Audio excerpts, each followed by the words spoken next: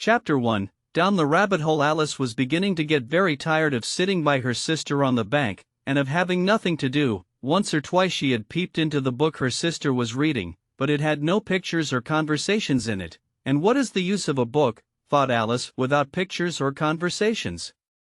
So she was considering in her own mind, as well as she could, for the hot day made her feel very sleepy and stupid, whether the pleasure of making a daisy chain would be worth the trouble of getting up and picking the daisies, when suddenly a white rabbit with pink eyes ran close by her. There was nothing so very remarkable in that, nor did Alice think it so very much out of the way to hear the rabbit say to itself, "Oh dear! Oh dear! I shall be late." When she thought it over afterwards, it occurred to her that she ought to have wondered at this, but at the time it all seemed quite natural. But when the rabbit actually took a watch out of its waistcoat pocket, and looked at it, and then hurried on, Alice started to her feet, for it flashed across her mind that she had never before seen a rabbit with either a waistcoat pocket or a watch to take out of it, and burning with curiosity, she ran across the field after it, and fortunately was just in time to see it pop down a large rabbit hole under the hedge. In another moment down went Alice after it, never once considering how in the world she was to get out again. The rabbit hole went straight on like a tunnel for some way, and then dipped suddenly down, so suddenly that Alice had not a moment to think about stopping herself before she found herself falling down a very deep well. Either the well was very deep, or she fell very slowly, for she had plenty of time as she went down to look about her and to wonder what was going to happen next. First, she tried to look down and make out what she was coming to, but it was too dark to see anything. Then she looked at the sides of the well, and noticed that they were filled with cupboards and bookshelves. Here and there she saw maps and pictures hung upon pegs. She took down a jar from one of the shelves as she passed. It was labeled orange marmalade, but to her great disappointment it was empty. She did not like to drop the jar for fear of killing somebody underneath, so managed to put it into one of the cupboards as she fell past it. Well, thought Alice to herself, after such a fall as this, I shall think nothing of tumbling downstairs. How brave they'll all think me at home. Why, I wouldn't say anything about it, even if I fell off the top of the house. Which was very likely true. Down, down, down. Would the fall never come to an end? I wonder how many miles I've fallen by this time, she said aloud. I must be getting somewhere near the center of the earth. Let me see, that would be 4,000 miles down, I think, for, you see, Alice had learned several things of this sort in her lessons in the schoolroom, and though this was not a very good opportunity for showing off her knowledge, as there was no one to listen to her, still it was good practice to say it over. Yes, that's about the right distance, but then I wonder what latitude or longitude I've got to? Alice had no idea what latitude was, or longitude either, but thought they were nice grand words to say. Presently she began again. I wonder if I shall fall right through the earth. How funny it'll seem to come out among the people that walk with their heads downward. The antipathies, I think. She was rather glad there was no one listening, this time, as it didn't sound at all the right word, but I shall have to ask them what the name of the country is, you know. Please, ma'am, is this New Zealand or Australia? And she tried to curtsy as she spoke. Fancy curtsying as you're falling through the air. Do you think you could manage it? And what an ignorant little girl she'll think me for asking. No, it'll never do to ask. Perhaps I shall see it written up somewhere. Down, down, down. There was nothing else to do, so Alice soon began talking again. Dinah'll miss me very much tonight, I should think. Dinah was the cat. I hope they'll remember her saucer of milk at tea time. Dinah, my dear. I wish you were down here with me. There are no mice in the air, I'm afraid, but you might catch a bat, and that's very like a mouse, you know. But do cats eat bats, I wonder? And here Alice began to get rather sleepy, and went on saying to herself, in a dreamy sort of way, do cats eat bats? Do cats eat bats, and sometimes, do bats eat cats? For, you see, as she couldn't answer either question, it didn't much matter which way she put it. She felt that she was dozing off, and had just begun to dream that she was walking hand in hand with Dinah, and saying to her very earnestly, Now, Dinah, tell me the truth, did you ever eat a bat?" when suddenly, thump! Thump! Down she came upon a heap of sticks and dry leaves, and the fall was over. Alice was not a bit hurt, and she jumped up onto her feet in a moment. She looked up, but it was all dark overhead. Before her was another long passage, and the White Rabbit was still in sight, hurrying down it. There was not a moment to be lost. Away went Alice like the wind, and was just in time to hear it say, as it turned a corner, "Oh my ears and whiskers, how late it's getting." She was close behind it when she turned the corner, but the rabbit was no longer to be seen. She found herself in a long, low hall, which was lit up by a row of lamps hanging from the roof. There were doors all round the hall, but they were all locked, and when Alice had been all the way down one side and up the other, trying every door, she walked sadly down the middle, wondering how she was ever to get out again. Suddenly she came upon a little three-legged table, all made of solid glass. There was nothing on it except a tiny golden key, and Alice's first thought was that it might belong to one of the doors of the hall, but, alas! Either the locks were too large, or the key was too small, but at any rate it would not open any of them. However, on the second time round, she came upon a low curtain she had not noticed before, and behind it was a little door about 15 inches high. She tried the little golden key in the lock, and to her great delight it fitted. Alice opened the door and found that it led into a small passage, not much larger than a rat hole. She knelt down and looked along the passage into the loveliest garden you ever saw. How she longed to get out of that dark hall, and wander about among those beds of bright flowers and those cool fountains, but she could not even get her head through the doorway, and even if my head would go through, thought poor Alice, it would be of very little use without my shoulders. Oh, how I wish I could shut up like a telescope! I think I could, if I only knew how to begin. For, you see, so many out-of-the-way things had happened lately, that Alice had begun to think that very few things indeed were really impossible. There seemed to be no use in waiting by the little door, so she went back to the table, half hoping she might find another key on it, or at any rate a book of rules for shutting people up like telescopes. This time she found a little bottle on it, which certainly was not here before, said Alice, and round the neck of the bottle was a paper label, with the words "Drink Me," beautifully printed on it in large letters. It was all very well to say "Drink me," but the wise little Alice was not going to do that in a hurry.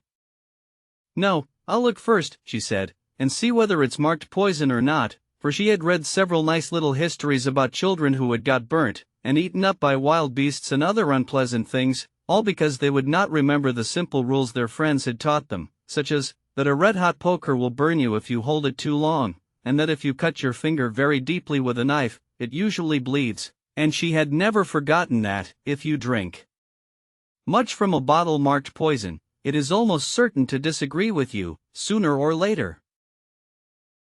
However, this bottle was not marked poison, so Alice ventured to taste it, and finding it very nice, it had, in fact, a sort of mixed flavor of cherry tart, custard, pineapple, roast turkey, toffee, and hot buttered toast. She very soon finished it off. "What a curious feeling," said Alice, "I must be shutting up like a telescope." And so it was indeed. She was now only 10 inches high, and her face brightened up at the thought that she was now the right size for going through the little door into that lovely garden.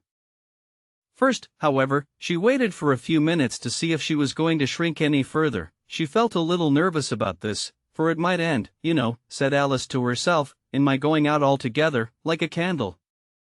I wonder what I should be like then.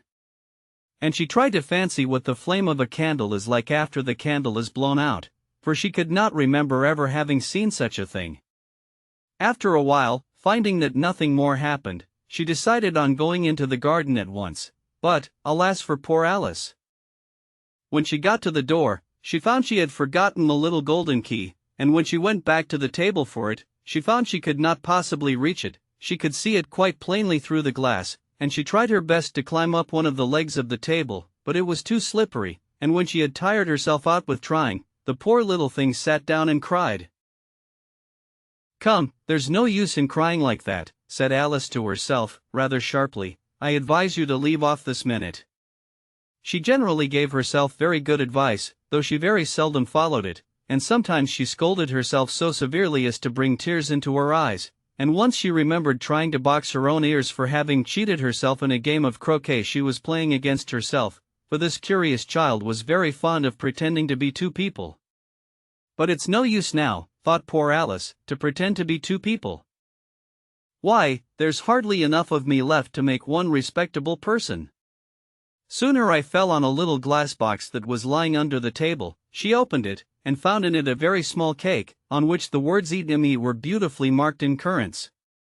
"Well, I'll eat it," said Alice, "and if it makes me grow larger, I can reach the key, and if it makes me grow smaller, I can creep under the door, so either way I'll get into the garden, and I don't care which happens." She ate a little bit, and said anxiously to herself, "Which way? Which way?" holding her hand on the top of her head to feel which way it was growing, and she was quite surprised to find that she remained the same size. To be sure, this generally happens when one eats cake, but Alice had got so much into the way of expecting nothing but out-of-the-way things to happen, that it seemed quite dull and stupid for life to go on in the common way. So she set to work, and very soon finished off the cake. Chapter 2. The Pool of Tears. "Curiouser and curiouser," cried Alice. She was so much surprised that for the moment she quite forgot how to speak good English. "Now I'm opening out like the largest telescope that ever was. Goodbye, feet." For when she looked down at her feet, they seemed to be almost out of sight, they were getting so far off. "Oh, my poor little feet, I wonder who will put on your shoes and stockings for you now, dears? I'm sure I shan't be able. I shall be a great deal too far off to trouble myself about you. You must manage the best way you can, but I must be kind to them," thought Alice, "or perhaps they won't walk the way I want to go. Let me see, I'll give them a new pair of boots every Christmas."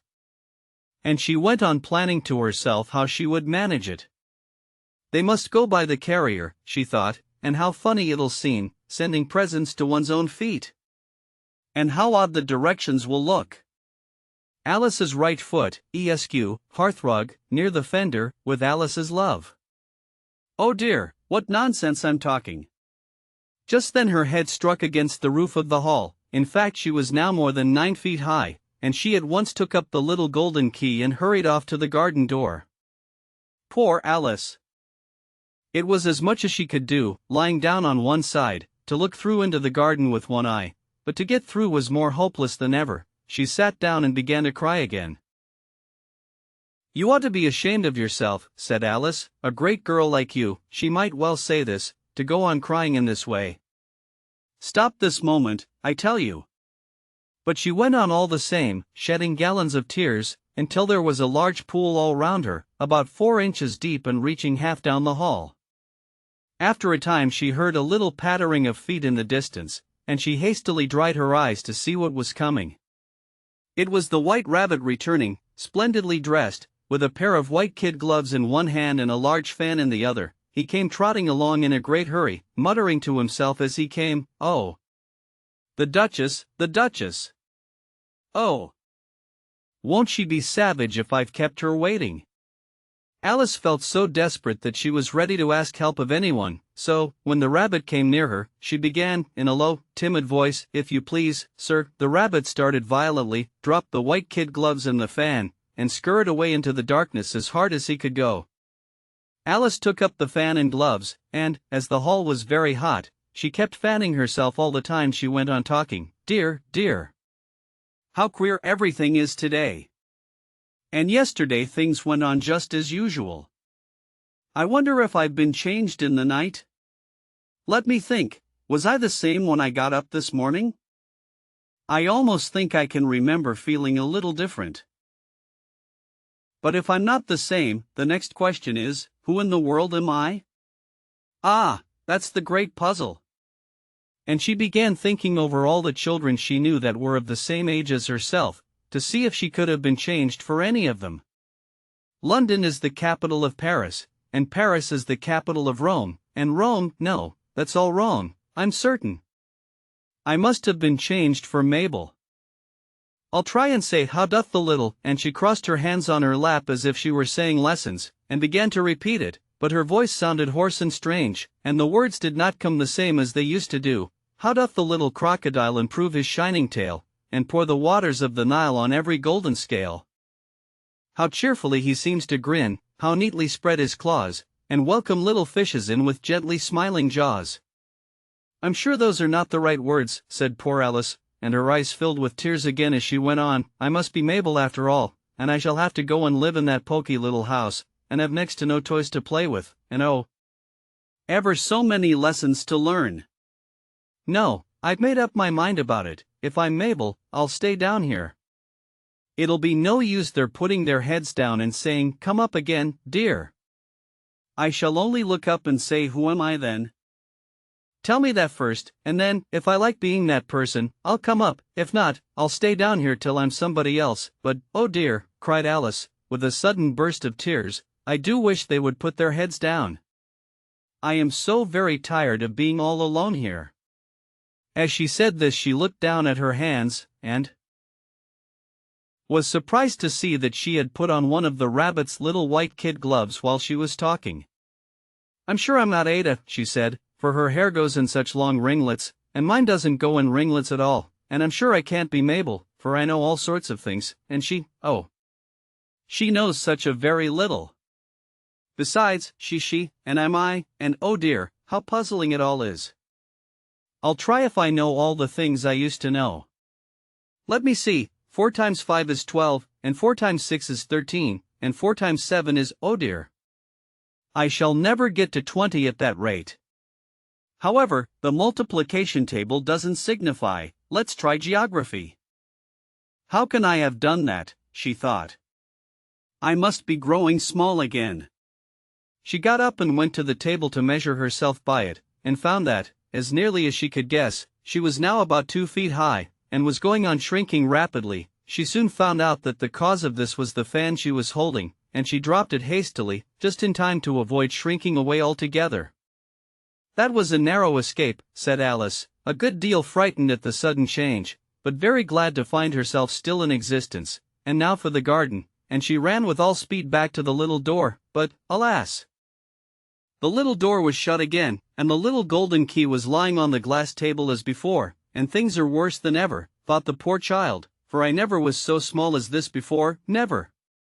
And I declare it's too bad, that it is." As she said these words her foot slipped, and in another moment, splash! She was up to her chin in salt water. Her first idea was that she had somehow fallen into the sea, and in that case I can go back by railway, she said to herself. Alice had been to the seaside once in her life, and had come to the general conclusion that wherever you go to on the English coast you find a number of bathing machines in the sea, some children digging in the sand with wooden spades, then a row of lodging houses, and behind them a railway station. However, she soon made out that she was in the pool of tears which she had wept when she was 9 feet high. "I wish I hadn't cried so much," said Alice, as she swam about, trying to find her way out. "I shall be punished for it now, I suppose, by being drowned in my own tears. That will be a queer thing, to be sure. However, everything is queer today." Just then she heard something splashing about in the pool a little way off, and she swam nearer to make out what it was. At first she thought it must be a walrus or hippopotamus, but then she remembered how small she was now, and she soon made out that it was only a mouse that had slipped in like herself. Would it be of any use, now, thought Alice, to speak to this mouse? Everything is so out of the way down here, that I should think very likely it can talk. At any rate, there's no harm in trying. So she began, "Oh mouse, do you know the way out of this pool? I am very tired of swimming about here, oh mouse." Alice thought this must be the right way of speaking to a mouse. She had never done such a thing before, but she remembered having seen in her brother's Latin grammar, "A mouse of a mouse, to a mouse, oh mouse." The mouse looked at her rather inquisitively, and seemed to her to wink with one of its little eyes, but it said nothing. "Perhaps it doesn't understand English," thought Alice. "I dare say it's a French mouse, come over with William the Conqueror." For, with all her knowledge of history, Alice had no very clear notion how long ago anything had happened. So she began again, "O est ma chat," which was the first sentence in her French lesson book. The mouse gave a sudden leap out of the water, and seemed to quiver all over with fright. "Oh, I beg your pardon," cried Alice hastily, afraid that she had hurt the poor animal's feelings. "I quite forgot you didn't like cats." "Not like cats," cried the mouse, in a shrill, passionate voice. "Would you like cats if you were me?" "Well, perhaps not," said Alice in a soothing tone. "Don't be angry about it. And yet I wish I could show you our cat Dinah. I think you'd take a fancy to cats if you could only see her. She is such a dear quiet thing," Alice went on, half to herself, as she swam lazily about in the pool, "and she sits purring so nicely by the fire, licking her paws and washing her face, and she is such a nice soft thing to nurse, and she's such a capital one for catching mice." "Oh, I beg your pardon," cried Alice again, for this time the mouse was bristling all over, and she felt certain it must be really offended. "We won't talk about her any more if you'd rather not." "We indeed," cried the mouse, who was trembling down to the end of his tail. "As if I would talk on such a subject. Our family always hated cats, nasty, low, vulgar things. Don't let me hear the name again." "I won't indeed," said Alice, in a great hurry to change the subject of conversation. Are you fond of dogs?" The mouse did not answer, so Alice went on eagerly. "There is such a nice little dog near our house I should like to show you. A little bright-eyed terrier, you know, with such long curly brown hair. And it'll fetch things when you throw them, and it'll sit up and beg for its dinner, and all sorts of things. I can't remember half of them, and it belongs to a farmer, you know, and he says it's so useful, it's worth £100. He says it kills all the rats and—" "Oh dear," cried Alice in a sorrowful tone, "I'm afraid I've offended it again." For the mouse was swimming away from her as hard as it could go, and making quite a commotion in the pool as it went. So she called softly after it, "Mouse dear, do come back again, and we won't talk about cats or dogs either, if you don't like them." When the mouse heard this, it turned round and swam slowly back to her. Its face was quite pale, with passion, Alice thought, and it said in a low trembling voice, "Let us get to the shore, and then I'll tell you my history, and you'll understand why it is I hate cats and dogs." It was high time to go, for the pool was getting quite crowded with the birds and animals that had fallen into it. There were a duck and a dodo, a lory and an eaglet, and several other curious creatures. Alice led the way, and the whole party swam to the shore. Chapter 3. A caucus race and a long tail. They were indeed a queer-looking party that assembled on the bank, the birds with draggled feathers, the animals with their fur clinging close to them, and all dripping wet, cross, and uncomfortable. The first question of course was, how to get dry again. They had a consultation about this, and after a few minutes it seemed quite natural to Alice to find herself talking familiarly with them, as if she had known them all her life. Indeed, she had quite a long argument with the lory, who at last turned sulky, and would only say, "I am older than you, and must know better," and this Alice would not allow without knowing how old it was, and, as the lory positively refused to tell its age, there was no more to be said. At last the mouse, who seemed to be a person of authority among them, called out, "Sit down, all of you, and listen to me. I'll soon make you dry enough." They all sat down at once, in a large ring, with the mouse in the middle. Alice kept her eyes anxiously fixed on it, for she felt sure she would catch a bad cold if she did not get dry very soon. "Ahem," said the mouse with an important air, "are you all ready? This is the driest thing I know. Silence all round, if you please." William the Conqueror, whose cause was favored by the Pope, was soon submitted to by the English, who wanted leaders, and had been of late much accustomed to usurpation in conquest. "Edwin and Morcar, the Earls of Mercia and Northumbria." "Ugh," said the lory, with a shiver.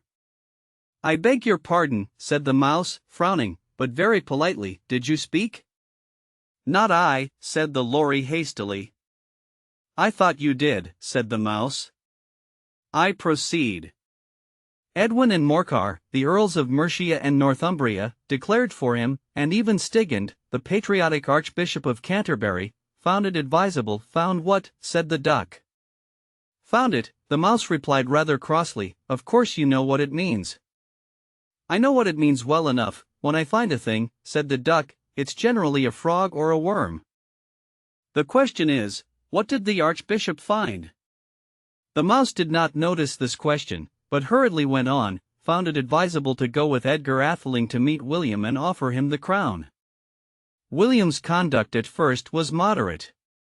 But the insolence of his Normans— "How are you getting on now, my dear?" it continued, turning to Alice as it spoke. "As wet as ever," said Alice in a melancholy tone. "It doesn't seem to dry me at all."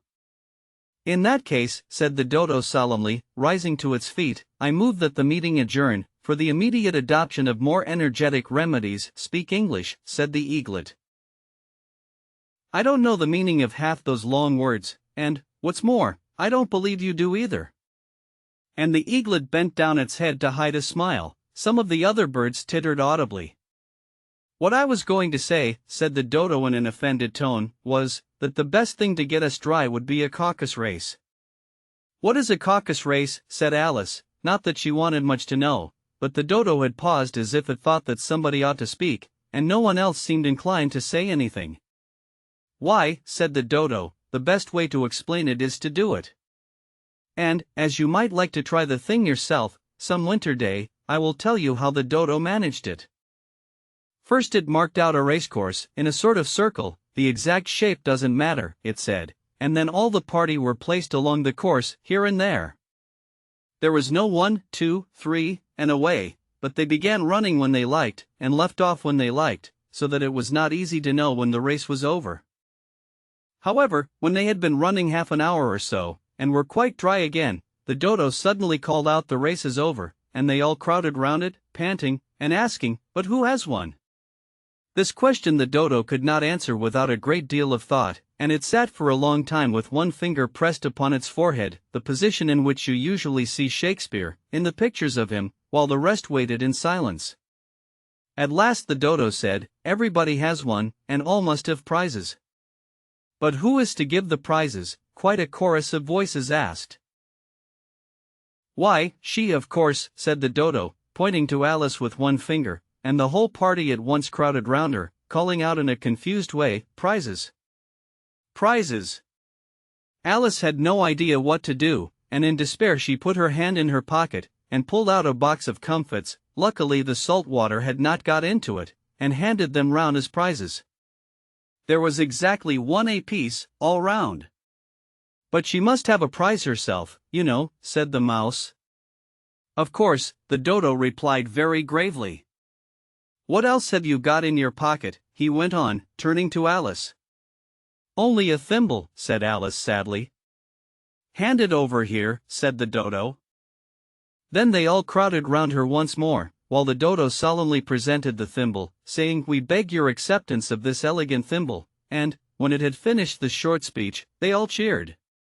Alice thought the whole thing very absurd, but they all looked so grave that she did not dare to laugh, and, as she could not think of anything to say, she simply bowed, and took the thimble, looking as solemn as she could. The next thing was to eat the comfits. This caused some noise and confusion, as the large birds complained that they could not taste theirs, and the small ones choked and had to be patted on the back. However, it was over at last, and they sat down again in a ring, and begged the Mouse to tell them something more. 'You promised to tell me your history, you know,' said Alice, 'and why it is you hate C&D, she added in a whisper, half afraid that it would be offended again. 'Mine is a long and a sad tale,' said the Mouse, turning to Alice, and sighing. 'It is a long tale, certainly,' said Alice, looking down with wonder at the Mouse's tail, 'but why do you call it sad?' And she kept on puzzling about it while the Mouse was speaking, so that her idea of the tale was something like this: Fury said to a mouse, that he met in the house, 'Let us both go to law, I will prosecute you.'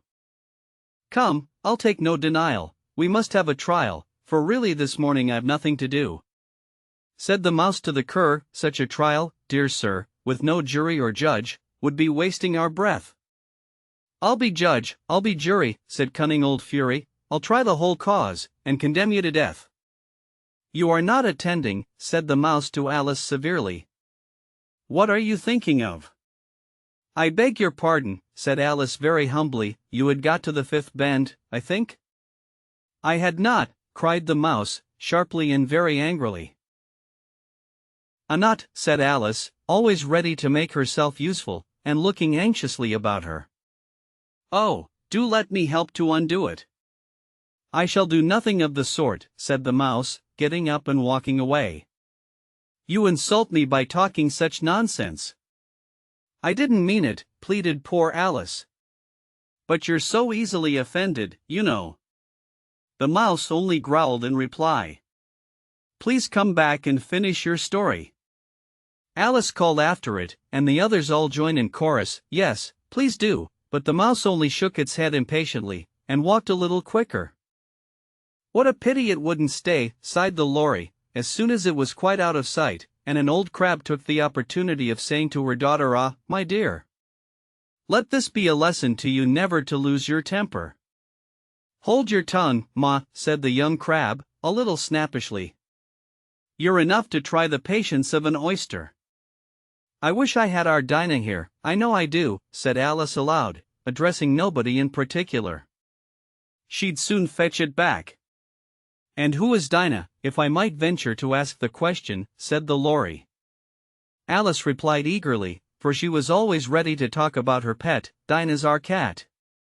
And she's such a capital one for catching mice you can't think. And oh, I wish you could see her after the birds. Why, she'll eat a little bird as soon as look at it." This speech caused a remarkable sensation among the party. Some of the birds hurried off at once. One old magpie began wrapping itself up very carefully, remarking, "I really must be getting home, the night air doesn't suit my throat," and a canary called out in a trembling voice to its children, "Come away, my dears. It's high time you were all in bed."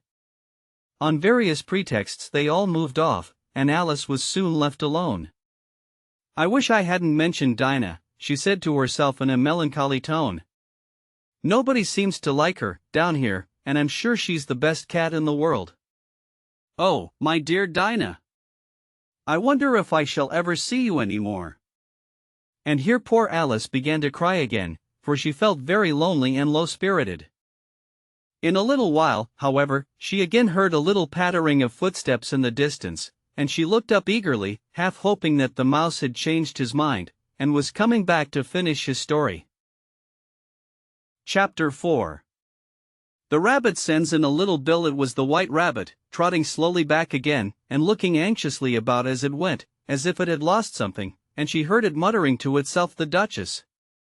The Duchess! Oh my dear paws! Oh my fur and whiskers! She'll get me executed, as sure as ferrets are ferrets. Where can I have dropped them, I wonder?"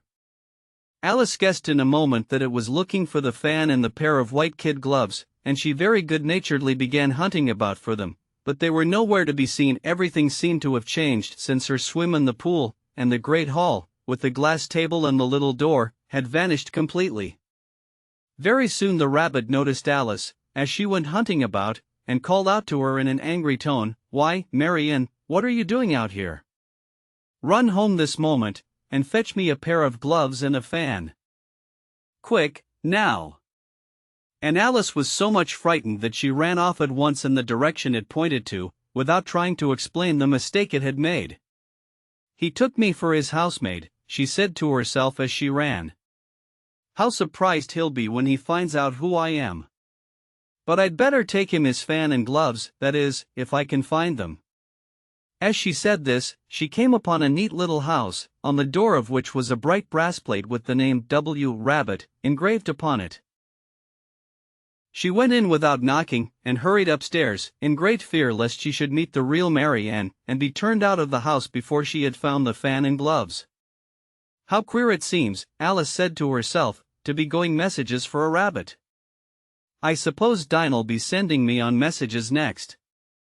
And she began fancying the sort of thing that would happen. "Miss Alice, come here directly, and get ready for your walk.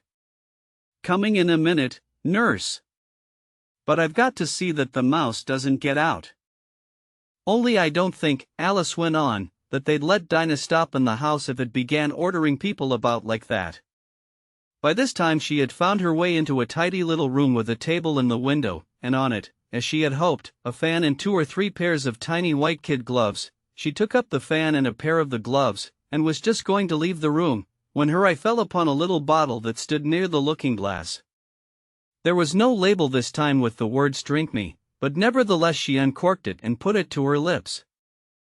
"I know something interesting is sure to happen," she said to herself, "whenever I eat or drink anything, so I'll just see what this bottle does. I do hope it'll make me grow large again, for really I'm quite tired of being such a tiny little thing."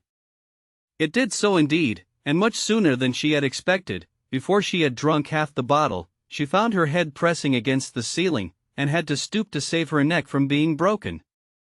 She hastily put down the bottle, saying to herself, "That's quite enough, I hope I shan't grow any more. As it is, I can't get out at the door. I do wish I hadn't drunk quite so much." Alas! It was too late to wish that. She went on growing, and very soon had to kneel down on the floor. In another minute there was not even room for this, and she tried the effect of lying down with one elbow against the door, and the other arm curled round her head. Still she went on growing, and, as a last resource, she put one arm out of the window, and one foot up the chimney, and said to herself, "Now I can do no more, whatever happens. What will become of me?" Luckily for Alice, the little magic bottle had now had its full effect, and she grew no larger. Still it was very uncomfortable, and, as there seemed to be no sort of chance of her ever getting out of the room again, no wonder she felt unhappy. It was much pleasanter at home, thought poor Alice, when one wasn't always growing larger and smaller, and being ordered about by mice and rabbits. "I almost wish I hadn't gone down that rabbit hole, and yet, it's rather curious, you know, this sort of life. I do wonder what can have happened to me. When I used to read fairy tales, I fancied that kind of thing never happened, and now here I am in the middle of one. There ought to be a book written about me, that there ought. And when I grow up, I'll write one, but I'm grown up now," she added in a sorrowful tone. "At least there's no room to grow up anymore here." "But then," thought Alice, "shall I never get any older than I am now? That'll be a comfort, one way never to be an old woman, but then always to have lessons to learn. Oh, I shouldn't like that." "Oh, you foolish Alice," she answered herself. "How can you learn lessons in here? Why, there's hardly room for you, and no room at all for any lesson books." And so she went on, taking first one side and then the other, and making quite a conversation of it altogether. But after a few minutes she heard a voice outside, and stopped to listen. "Mary Ann. Mary Ann," said the voice. "Fetch me my gloves this moment." Then came a little pattering of feet on the stairs. Alice knew it was the rabbit coming to look for her, and she trembled till she shook the house, quite forgetting that she was now about 1,000 times as large as the rabbit, and had no reason to be afraid of it. Presently the rabbit came up to the door, and tried to open it, but, as the door opened inwards, and Alice's elbow was pressed hard against it, that attempt proved a failure. Alice heard it say to itself, "Then I'll go round and get in at the window." "That you won't," thought Alice, and, after waiting till she fancied she heard the rabbit just under the window, she suddenly spread out her hand, and made a snatch in the air. She did not get hold of anything, but she heard a little shriek and a fall, and a crash of broken glass, from which she concluded that it was just possible it had fallen into a cucumber frame, or something of the sort. Next came an angry voice, the rabbit's, "Pat! Pat! Where are you?" And then a voice she had never heard before, "Sure then I'm here." "Digging for apples, your honor." "Digging for apples, indeed," said the rabbit angrily. "Here. Come and help me out of this." Sounds of more broken glass. "Now tell me, Pat, what's that in the window?" "Sure, it's an arm, your honor." He pronounced it arum. "An arm, you goose. Whoever saw one that size? Why, it fills the whole window." "Sure, it does, your honor, but it's an arm for all that." "Well, it's got no business there. At any rate, go and take it away." There was a long silence after this, and Alice could only hear whispers now and then, such as, "Sure, I don't like it, your honor, at all, at all." "Do as I tell you, you coward," and at last she spread out her hand again, and made another snatch in the air. This time there were two little shrieks, and more sounds of broken glass. What a number of cucumber frames there must be, thought Alice. I wonder what they'll do next. As for pulling me out of the window, I only wish they could. I'm sure I don't want to stay in here any longer. She waited for some time without hearing anything more. At last came a rumbling of little cartwheels, and the sound of a good many voices all talking together. She made out the words, "Where's the other ladder? Why, I hadn't to bring but one, Bill's got the other, Bill. Fetch it here, lad, here, put M up at this corner, no, tie M together first, they don't reach half high enough yet, oh. They'll do well enough, don't be particular, here, Bill. Catch hold of this rope, will the roof bear, mind that loose slate, oh, it's coming down. Heads below." A loud crash. Now, who did that? It was Bill, I fancy. Who's to go down the chimney? Nay, I shan't. You do it, that I won't, then, Bill's to go down here, Bill. The master says you're to go down the chimney. Oh. So Bill's got to come down the chimney, has he? Said Alice to herself. Shy, they seem to put everything upon Bill. I wouldn't be in Bill's place for a good deal. This fireplace is narrow, to be sure, but I think I can kick a little. She drew her foot as far down the chimney as she could, and waited till she heard a little animal, she couldn't guess of what sort it was, scratching and scrambling about in the chimney close above her. Then, saying to herself, "This is Bill," she gave one sharp kick, and waited to see what would happen next. The first thing she heard was a general chorus of "There goes Bill," then the rabbit's voice along, "Catch him, you by the hedge," then silence, and then another confusion of voices, "Hold up his head, brandy now, don't choke him, how was it, old fellow? What happened to you? Tell us all about it." Last came a little feeble, squeaking voice, "That's Bill," thought Alice. "Well, I hardly know no more, thank ye, I'm better now, but I'm a deal too flustered to tell you. All I know is, something comes at me like a jack-in-the-box, and up I goes like a skyrocket." "So you did, old fellow," said the others. "We must burn the house down," said the rabbit's voice, and Alice called out as loud as she could, "If you do, I'll set Dinah at you." There was a dead silence instantly, and Alice thought to herself, "I wonder what they will do next. If they had any sense, they'd take the roof off." After a minute or two, they began moving about again, and Alice heard the rabbit say, "A barrowful will do, to begin with."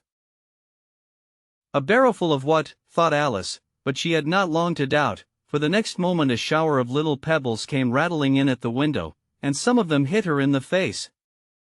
"I'll put a stop to this," she said to herself, and shouted out, "You'd better not do that again," which produced another dead silence. Alice noticed with some surprise that the pebbles were all turning into little cakes as they lay on the floor, and a bright idea came into her head. "If I eat one of these cakes," she thought, "it's sure to make some change in my size, and as it can't possibly make me larger, it must make me smaller, I suppose." So she swallowed one of the cakes, and was delighted to find that she began shrinking directly. As soon as she was small enough to get through the door, she ran out of the house, and found quite a crowd of little animals and birds waiting outside. The poor little lizard, Bill, was in the middle, being held up by 2 guinea pigs, who were giving it something out of a bottle. They all made a rush at Alice the moment she appeared, but she ran off as hard as she could, and soon found herself safe in a thick wood. "The first thing I've got to do," said Alice to herself, as she wandered about in the wood, "is to grow to my right size again, and the second thing is to find my way into that lovely garden. I think that will be the best plan." It sounded an excellent plan, no doubt, and very neatly and simply arranged. The only difficulty was, that she had not the smallest idea how to set about it, and while she was peering about anxiously among the trees, a little sharp bark just over her head made her look up in a great hurry. An enormous puppy was looking down at her with large round eyes, and feebly stretching out one paw, trying to touch her. "Poor little thing," said Alice, in a coaxing tone, and she tried hard to whistle to it, but she was terribly frightened all the time at the thought that it might be hungry, in which case it would be very likely to eat her up in spite of all her coaxing. Hardly knowing what she did, she picked up a little bit of stick, and held it out to the puppy, whereupon the puppy jumped into the air off all its feet at once, with a yelp of delight, and rushed at the stick, and made believe to worry it. Then Alice dodged behind a great thistle, to keep herself from being run over, and the moment she appeared on the other side, the puppy made another rush at the stick, and tumbled head over heels in its hurry to get hold of it. Then Alice, thinking it was very like having a game of play with a cart horse, and expecting every moment to be trampled under its feet, ran round the thistle again. Then the puppy began a series of short charges at the stick, run a very little way forwards each time and a long way back, and barking hoarsely all the while, till at last it sat down a good way off, panting, with its tongue hanging out of its mouth, and its great eyes half shut. This seemed to Alice a good opportunity for making her escape, so she set off at once, and ran till she was quite tired and out of breath, until the puppy's bark sounded quite faint in the distance. "And yet what a dear little puppy it was," said Alice, as she leant against a buttercup to rest herself, and fanned herself with one of the leaves. "I should have liked teaching it tricks very much, if I'd only been the right size to do it. Oh dear! I'd nearly forgotten that I've got to grow up again. Let me see, how is it to be managed? I suppose I ought to eat or drink something or other, but the great question is, what?" The great question certainly was, what? Alice looked all round her at the flowers and the blades of grass, but she did not see anything that looked like the right thing to eat or drink under the circumstances. There was a large mushroom growing near her, about the same height as herself, and when she had looked under it, and on both sides of it, and behind it, it occurred to her that she might as well look and see what was on the top of it. She stretched herself up on tiptoe, and peeped over the edge of the mushroom, and her eyes immediately met those of a large blue caterpillar, that was sitting on the top with its arms folded, quietly smoking a long hookah, and taking not the smallest notice of her or of anything else. Chapter 5, Advice from a Caterpillar. The caterpillar and Alice looked at each other for some time in silence. At last the caterpillar took the hookah out of its mouth, and addressed her in a languid, sleepy voice. "Who are you?" said the caterpillar. This was not an encouraging opening for a conversation. Alice replied, rather shyly, I hardly know, sir. Just at present, at least I know who I was when I got up this morning, but I think I must have been changed several times since then." "What do you mean by that?" said the caterpillar sternly. "Explain yourself." "I can't explain myself, I'm afraid, sir," said Alice, "because I'm not myself, you see." "I don't see," said the caterpillar. "I'm afraid I can't put it more clearly," Alice replied very politely, "for I can't understand it myself to begin with, and being so many different sizes in a day is very confusing." "It isn't," said the caterpillar. "Well, perhaps you haven't found it so yet," said Alice, "but when you have to turn into a chrysalis, you will someday, you know, and then after that into a butterfly, I should think you'll feel it a little queer, won't you?" "Not a bit," said the caterpillar. "Well, perhaps your feelings may be different," said Alice. "All I know is, it would feel very queer to me." "You," said the caterpillar contemptuously. "Who are you?" Which brought them back again to the beginning of the conversation. Alice felt a little irritated at the caterpillar's making such very short remarks, and she drew herself up and said, very gravely, "I think you ought to tell me who you are, first." "Why?" said the caterpillar. Here was another puzzling question, and as Alice could not think of any good reason, and as the caterpillar seemed to be in a very unpleasant state of mind, she turned away. "Come back," the caterpillar called after her. "I've something important to say." This sounded promising. Certainly, Alice turned and came back again. "Keep your temper," said the caterpillar. "Is that all?" said Alice, swallowing down her anger as well as she could. "No," said the caterpillar. Alice thought she might as well wait, as she had nothing else to do, and perhaps after all it might tell her something worth hearing. For some minutes it puffed away without speaking, but at last it unfolded its arms, took the hookah out of its mouth again, and said, "So you think you're changed, do you?" "I'm afraid I am, sir," said Alice. "I can't remember things as I used, and I don't keep the same size for 10 minutes together." "Can't remember what things?" said the caterpillar. "Well, I tried to say how doth the little busy bee, but it all came different." Alice replied in a very melancholy voice. "Repeat, you are old, Father William," said the caterpillar. Alice folded her hands, and began. "You are old, Father William," the young man said, "and your hair has become very white, and yet you incessantly stand on your head. Do you think, at your age, it is right?" "In my youth," Father William replied to his son, "I feared it might injure the brain, but, now that I'm perfectly sure I have none, why, I do it again and again."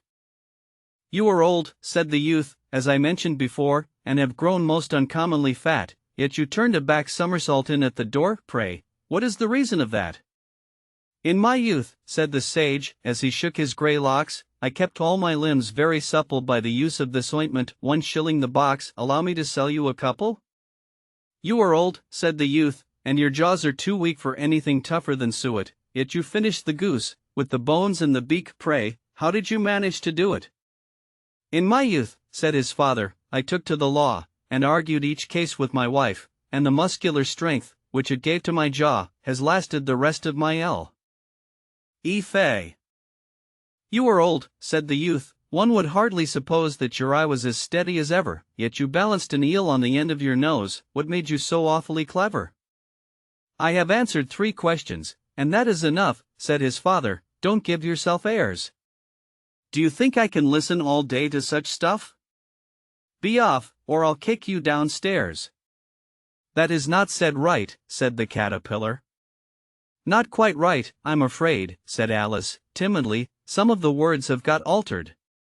"It is wrong from beginning to end," said the caterpillar decidedly, and there was silence for some minutes. The caterpillar was the first to speak. "What size do you want to be?" it asked. "Oh, I'm not particular as to size," Alice hastily replied, "only one doesn't like changing so often, you know."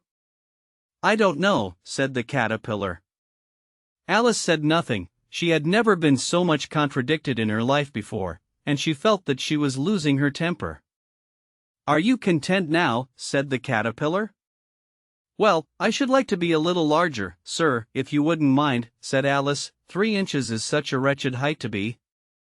"It is a very good height indeed," said the caterpillar angrily, rearing itself upright as it spoke. "It was exactly 3 inches high." "But I'm not used to it," pleaded poor Alice in a piteous tone.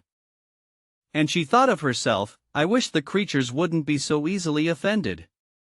"You'll get used to it in time," said the caterpillar, and it put the hookah into its mouth and began smoking again. This time Alice waited patiently until it chose to speak again. In a minute or two the caterpillar took the hookah out of its mouth and yawned once or twice, and shook itself.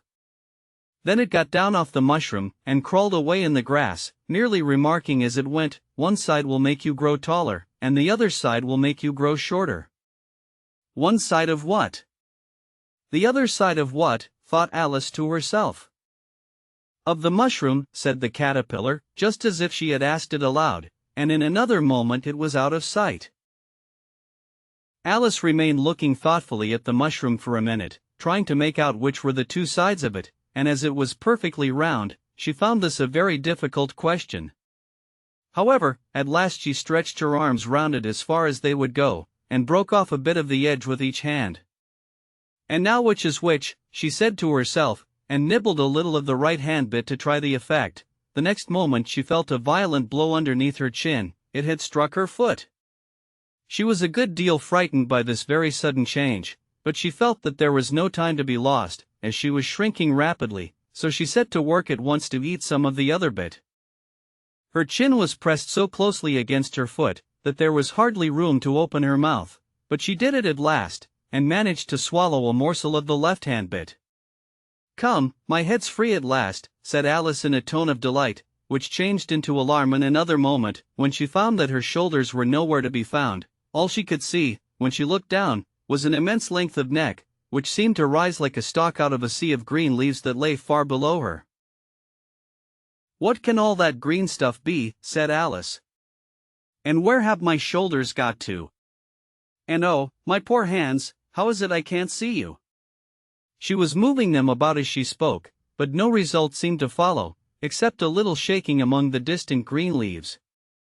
As there seemed to be no chance of getting her hands up to her head, she tried to get her head down to them, and was delighted to find that her neck would bend about easily in any direction, like a serpent.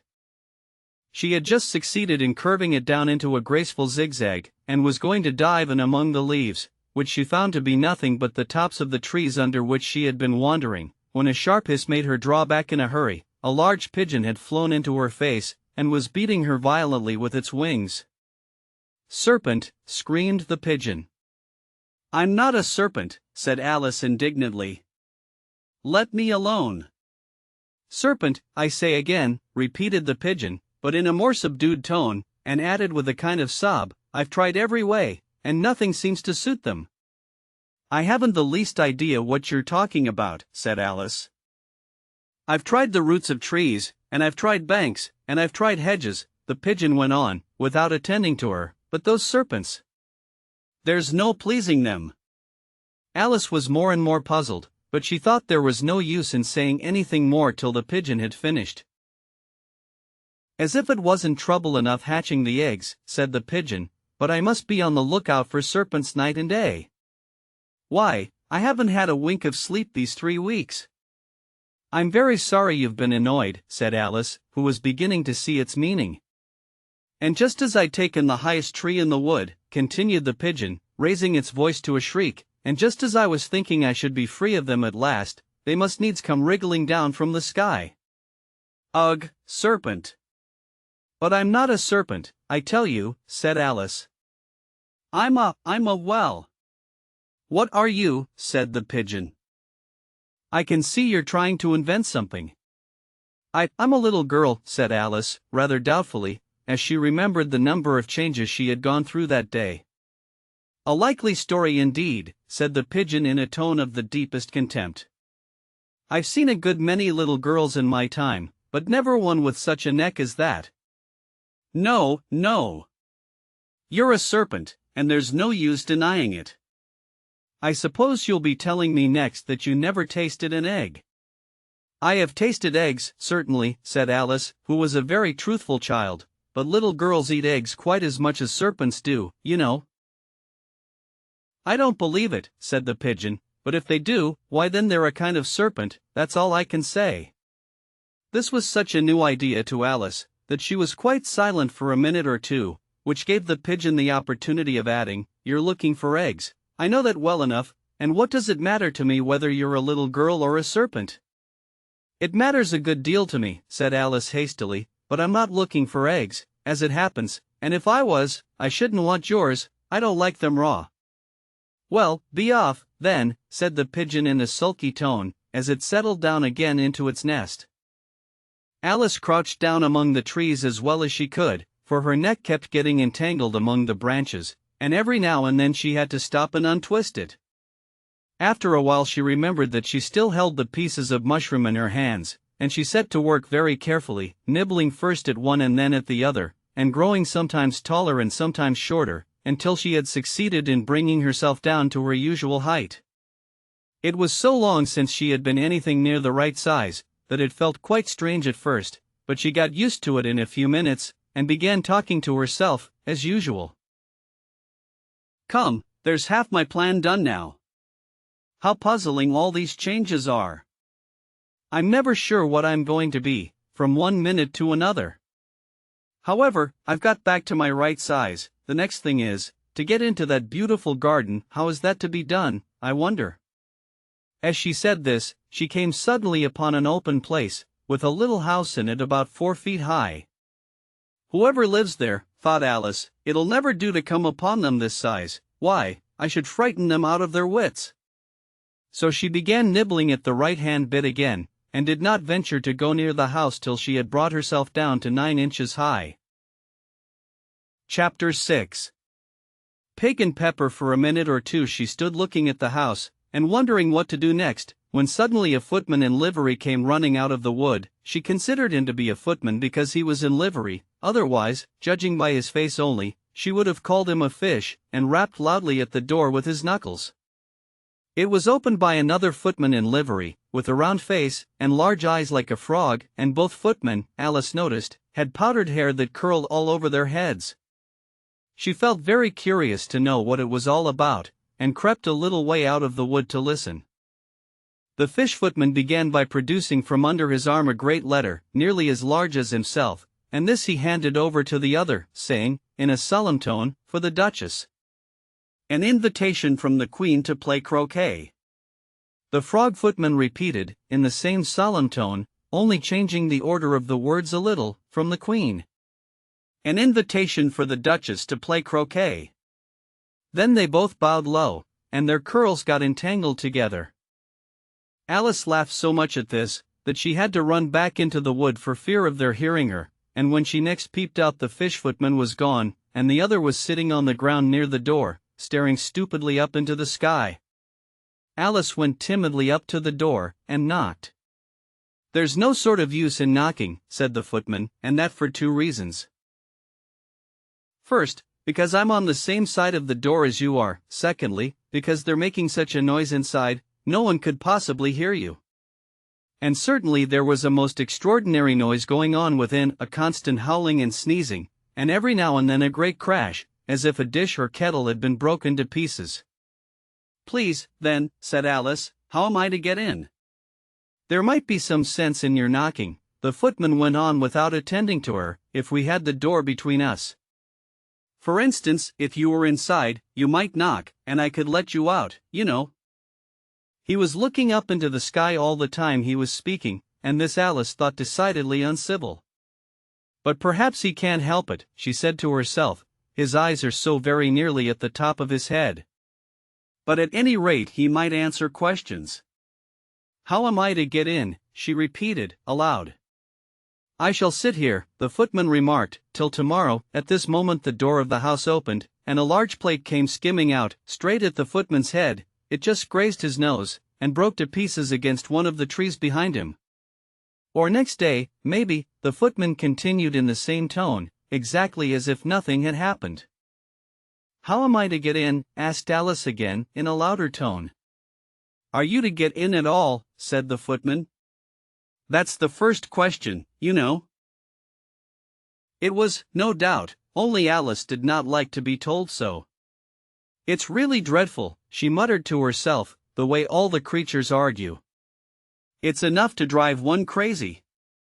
The footman seemed to think this a good opportunity for repeating his remark, with variations. "I shall sit here," he said, "on and off, 4 days and days." "But what am I to do?" said Alice. "Anything you like," said the footman, and began whistling. "Oh, there's no use in talking to him," said Alice desperately, "he's perfectly idiotic." And she opened the door and went in. The door led right into a large kitchen, which was full of smoke from one end to the other. The Duchess was sitting on a 3-legged stool in the middle, nursing a baby. The cook was leaning over the fire, stirring a large cauldron which seemed to be full of soup.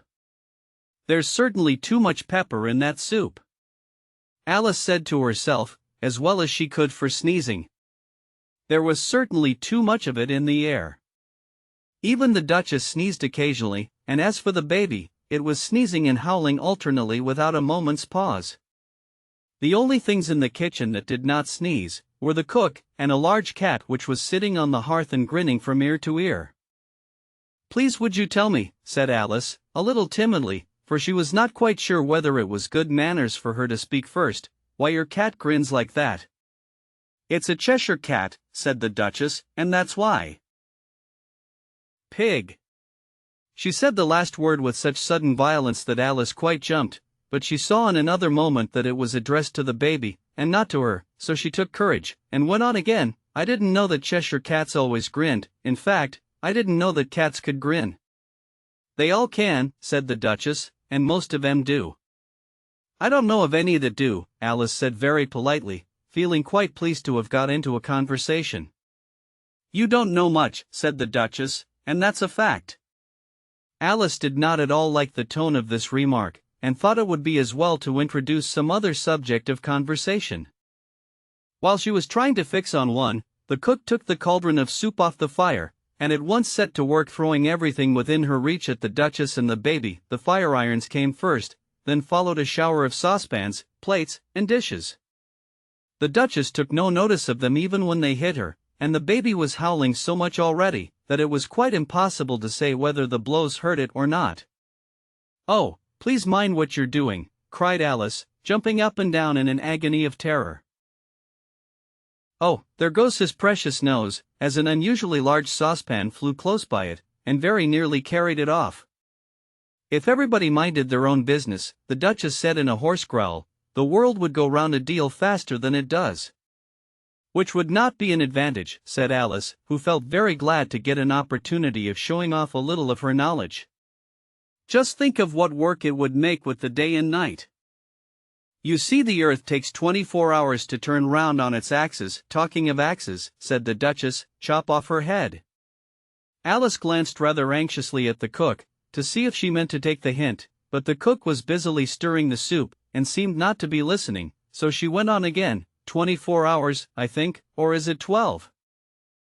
Oh, don't bother me, said the Duchess, I never could abide figures. And with that she began nursing her child again, singing a sort of lullaby to it as she did so, and giving it a violent shake at. Chapter 7. A mad tea party. There was a table set out under a tree in front of the house, and the March Hare and the Hatter were having tea at it. A dormouse was sitting between them, fast asleep, and the other two were using it as a cushion, resting their elbows on it, and talking over its head. Very uncomfortable for the dormouse, thought Alice, only, as it's asleep, I suppose it doesn't mind. The table was a large one, but the three were all crowded together at one corner of it. No room. No room, they cried out when they saw Alice coming. There's plenty of room, said Alice indignantly, and she sat down in a large armchair at one end of the table. Have some wine, the March Hare said in an encouraging tone. Alice looked all round the table, but there was nothing on it but tea. I don't see any wine, she remarked. There isn't any, said the March Hare. Then it wasn't very civil of you to offer it, said Alice angrily. It wasn't very civil of you to sit down without being invited, said the March Hare. I didn't know it was your table, said Alice, it's laid for a great many more than three. Your hair wants cutting, said the Hatter. He had been looking at Alice for some time with great curiosity, and this was his first speech. You should learn not to make personal remarks, Alice said with some severity, it's very rude. The Hatter opened his eyes very wide on hearing this, but all he said was, why is a raven like a writing desk? Come, we shall have some fun now, thought Alice. I'm glad they've begun asking riddles. I believe I can guess that, she added aloud. Do you mean that you think you can find out the answer to it? Said the March Hare. Exactly so, said Alice. Then you should say what you mean, the March Hare went on. I do, Alice hastily replied, at least I mean what I say, that's the same thing, you know. Not the same thing a bit, said the Hatter. You might just as well say that I see what I eat is the same thing as I eat what I see. You might just as well say, added the March Hare, that I like what I get is the same thing as I get what I like.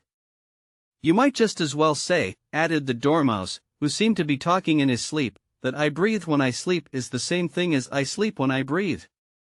It is the same thing with you, said the Hatter, and here the conversation dropped, and the party sat silent for a minute, while Alice thought over all she could remember about ravens and writing desks, which wasn't much.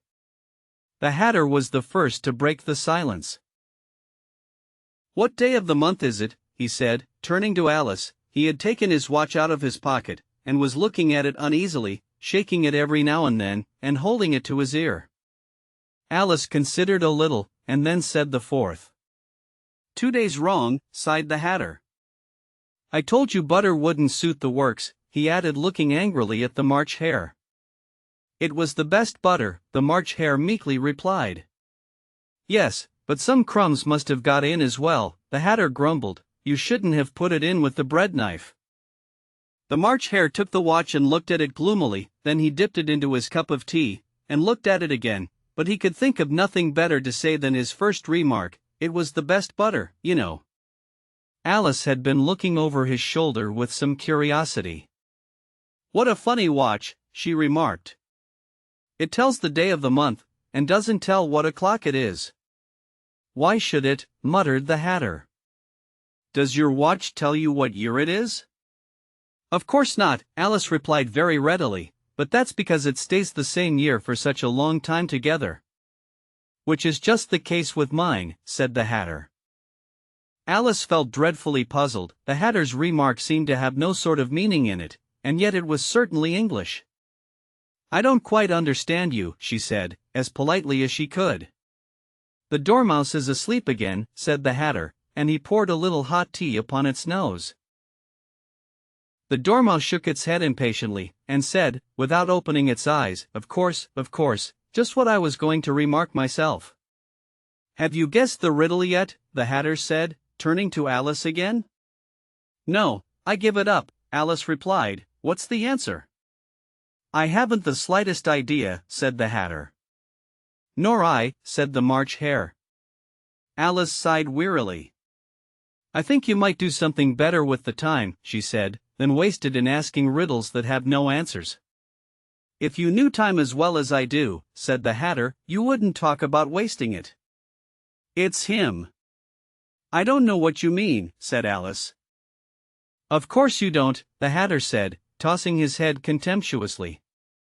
I dare say you never even spoke to time. Perhaps not, Alice cautiously replied, but I know I have to beat time when I learn music. Ah! That accounts for it, said the Hatter. He won't stand beating. Now, if you only kept on good terms with him, he'd do almost anything you liked with the clock. For instance, suppose it were 9 o'clock in the morning, just time to begin lessons, you'd only have to whisper a hint to time, and round goes the clock in a twinkling. 1:30, time for dinner. I only wish it was, the March Hare said to itself in a whisper. That would be grand, certainly, said Alice thoughtfully, but then I shouldn't be hungry for it, you know. Not at first, perhaps, said the Hatter, but you could keep it to 1:30 as long as you liked. Is that the way you manage? Alice asked. The Hatter shook his head mournfully. Not I, he replied. We quarreled last March just before he went mad, you know, pointing with his teaspoon at the March Hare. It was at the great concert given by the Queen of Hearts, and I had to sing Twinkle, Twinkle, Little Bat. How I wonder what you're at. You know the song, perhaps? I've heard something like it, said Alice. It goes on, you know, the Hatter continued, in this way, up above the world you fly, like a tea tray in the sky. Twinkle, twinkle, here the Dormouse shook itself, and began singing in its sleep Twinkle, Twinkle, Twinkle, Twinkle, and went on so long that they had to pinch it to make it stop. Well, I'd hardly finished the first verse, said the Hatter, when the Queen jumped up and bawled out, he's murdering the time. Off with his head. How dreadfully savage, exclaimed Alice. And ever since that, the Hatter went on in a mournful tone, he won't do a thing I ask. It's always 6 o'clock now. A bright idea came into Alice's head. Is that the reason so many tea things are put out here? She asked. Yes, that's it, said the Hatter with a sigh, it's always tea time, and we've no time to wash the things between whiles. Then you keep moving round, I suppose, said Alice. Exactly so, said the Hatter, as the things get used up. But what happens when you come to the beginning again? Alice ventured to ask. Suppose we change the subject, the March Hare interrupted, yawning. I'm getting tired of this. I vote the young lady tells us a story. I'm afraid I don't know one, said Alice, rather alarmed at the proposal. Then the Dormouse shall, they both cried. Wake up, Dormouse! And they pinched it on both sides at once. The Dormouse slowly opened his eyes. I wasn't asleep, he said in a hoarse, feeble voice, I heard every word you fellows were saying. Tell us a story, said the March Hare. Yes, please do, pleaded Alice. And be quick about it, added the Hatter, or you'll be asleep again before it's done. Once upon a time there were 3 little sisters, the Dormouse began in a great hurry, and their names were Elsie, Lacie, and Tilly, and they lived at the bottom of a well. What did they live on? Said Alice, who always took a great interest in questions of eating and drinking. They lived on treacle, said the Dormouse, after thinking a minute or two. They couldn't have done that, you know, Alice gently remarked, they'd have been ill. So they were, said the Dormouse, very ill. Alice tried to fancy to herself what such an extraordinary way of living would be like, but it puzzled her too much, so she went on, but why did they live at the bottom of a well? Take some more tea, the March Hare said to Alice, very earnestly. I've had nothing yet, Alice replied in an offended tone, so I can't take more. You mean you can't take less, said the Hatter, it's very easy to take more than nothing. Nobody asked your opinion, said Alice. Who's making personal remarks now? The Hatter asked triumphantly. Alice did not quite know what to say to this, so she helped herself to some tea and bread and butter, and then turned to the Dormouse, and repeated her question. Why did they live at the bottom of a well? The Dormouse again took a minute or two to think about it, and then said, it was a treacle well. There's no such thing. Alice was beginning very angrily, but the Hatter and the March Hare went sh. And the Dormouse sulkily remarked, if you can't be civil, you'd better finish the story for yourself. No, please go on. Alice said very humbly, I won't interrupt again. I dare say there may be one. One, indeed, said the Dormouse indignantly. However, he consented to go on. And so these three little sisters, they were learning to draw, what did they draw, said Alice, quite forgetting her promise. Treacle, said the Dormouse, without considering it all this time. I want a clean cup, interrupted the Hatter, let's all move one place on. He moved on as he spoke, and the Dormouse followed him. The March Hare moved into the Dormouse's place, and Alice rather unwillingly took the place of the March Hare. The Hatter was the only one who got any advantage from the change, and Alice was a good deal worse off than before, as the March Hare had just upset the milk jug into his plate. Alice did not wish to offend the Dormouse again, so she began very cautiously, but I don't understand. Where did they draw the treacle from? You can draw water out of a water well, said the Hatter, so I should think you could draw treacle out of a treacle well, stupid? But they were in the well, Alice said to the Dormouse, not choosing to notice this last remark. Of course they were, said the Dormouse, well in. This answer so confused poor Alice, that she let the Dormouse go on for some time without interrupting it. They were learning to draw, the Dormouse went on, yawning and rubbing its eyes, for it was getting very sleepy, and they drew all manner of things, everything that begins with an M. Why with an M, said Alice. Why not, said the March Hare. Alice was silent. The Dormouse had closed its eyes by this time, and was going off into a doze, but, on being pinched by the Hatter, it woke up again with a little shriek, and went on, that begins with an M, such as mousetraps, and the moon, and memory, and muchness. You say things are much of a muchness. Did you ever see such a thing as a drawing of a muchness? Really, now you ask me, said Alice, very much confused. I don't think, then you shouldn't talk, said the Hatter. This piece of rudeness was more than Alice could bear. She got up in great disgust, and walked off. The Dormouse fell asleep instantly, and neither of the others took the least notice of her going, though she looked back once or twice, half hoping that they would call after her. The last time she saw them, they were trying to put the Dormouse into the teapot. At any rate, I'll never go there again, said Alice as she picked her way through the wood. It's the stupidest tea party I ever was at in all my life. Just as she said this, she noticed that one of the trees had a door leading right into it. That's very curious, she thought. But everything's curious today. I think I may as well go in at once. And in she went. Once more she found herself in the long hall, and close to the little glass table. Now, I'll manage better this time, she said to herself, and began by taking the little golden key, and unlocking the door that led into the garden. Then she went to work nibbling at the mushroom. She had kept a piece of it in her pocket, till she was about a foot high. Then she walked down the little passage, and then she found herself at last in the beautiful garden, among the bright flower beds and the cool fountains. Chapter 8.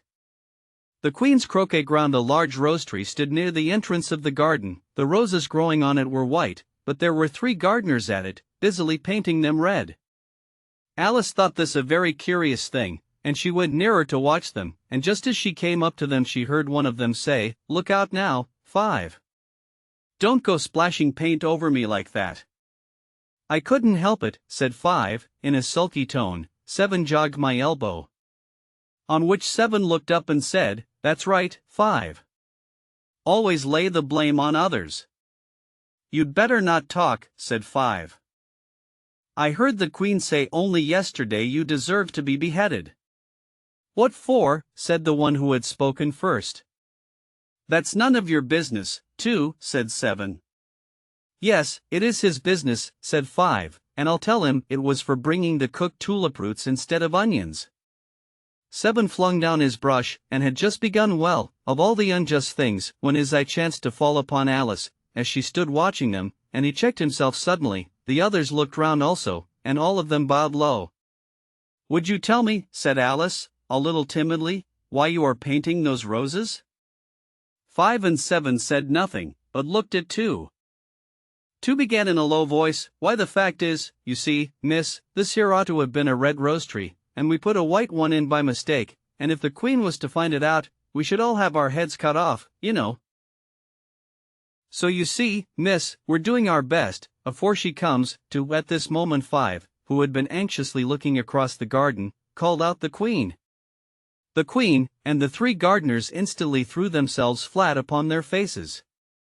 There was a sound of many footsteps, and Alice looked round, eager to see the Queen. First came 10 soldiers carrying clubs. These were all shaped like the 3 gardeners, oblong and flat, with their hands and feet at the corners. Next the 10 courtiers. These were ornamented all over with diamonds, and walked 2 and 2, as the soldiers did.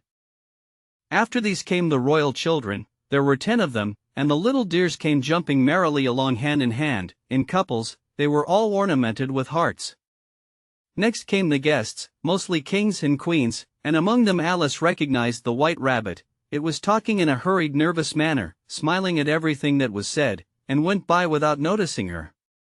Then followed the knave of hearts, carrying the king's crown on a crimson velvet cushion, and, last of all this grand procession, came the king and queen of hearts.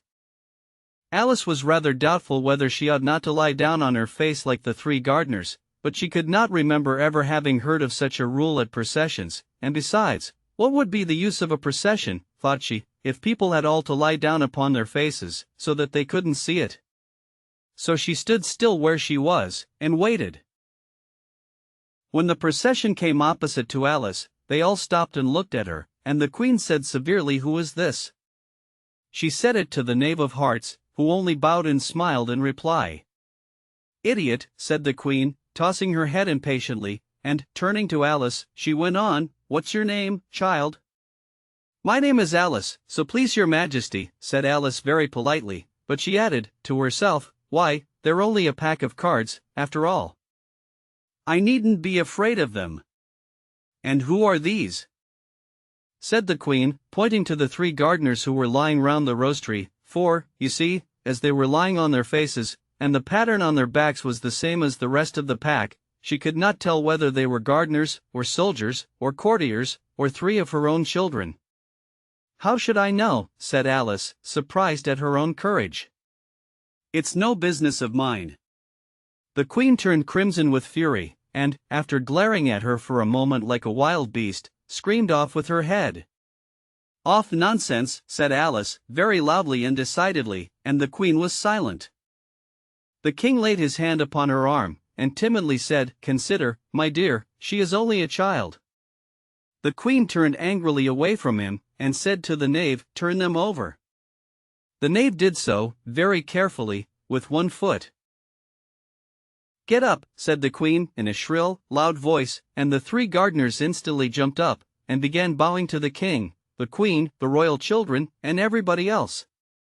Leave off that, screamed the Queen. You make me giddy. And then, turning to the rose tree, she went on, What have you been doing here? May it please your Majesty, said 2, in a very humble tone, going down on one knee as he spoke, We were trying, I see, said the Queen, who had meanwhile been examining the roses. Off with their heads, and the procession moved on, 3 of the soldiers remaining behind to execute the unfortunate gardeners, who ran to Alice for protection. You shan't be beheaded, said Alice, and she put them into a large flower pot that stood near. The three soldiers wandered about for a minute or two, looking for them, and then quietly marched off after the others. "Are their heads off?" shouted the queen. "Their heads are gone, if it please your majesty," the soldiers shouted in reply. "That's right," shouted the queen. "Can you play croquet?" The soldiers were silent, and looked at Alice, as the question was evidently meant for her. "Yes," shouted Alice.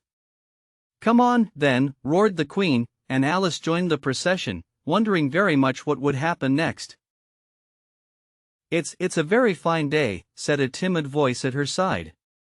She was walking by the White Rabbit, who was peeping anxiously into her face. "Very," said Alice. "Where's the Duchess?" "Hush! Hush," said the rabbit in a low, hurried tone. He looked anxiously over his shoulder as he spoke, and then raised himself upon tiptoe, put his mouth close to her ear, and whispered, "She's under sentence of execution." "What for?" said Alice. "Did you say, 'what a pity'?" the rabbit asked. "No, I didn't," said Alice. "I don't think it's at all a pity. I said what for." "She boxed the queen's ears," the rabbit began. Alice gave a little scream of laughter. "Oh, hush," the rabbit whispered in a frightened tone. "The queen will hear you. You see, she came rather late, and the queen said, 'Get to your places,'" shouted the queen in a voice of thunder, and people began running about in all directions, tumbling up against each other. However, they got settled down in a minute or two, and the game began. Alice thought she had never seen such a curious croquet ground in her life. It was all ridges and furrows, the balls were live hedgehogs, the mallets lived flamingos, and the soldiers had to double themselves up and to stand on their hands and feet, to make the arches.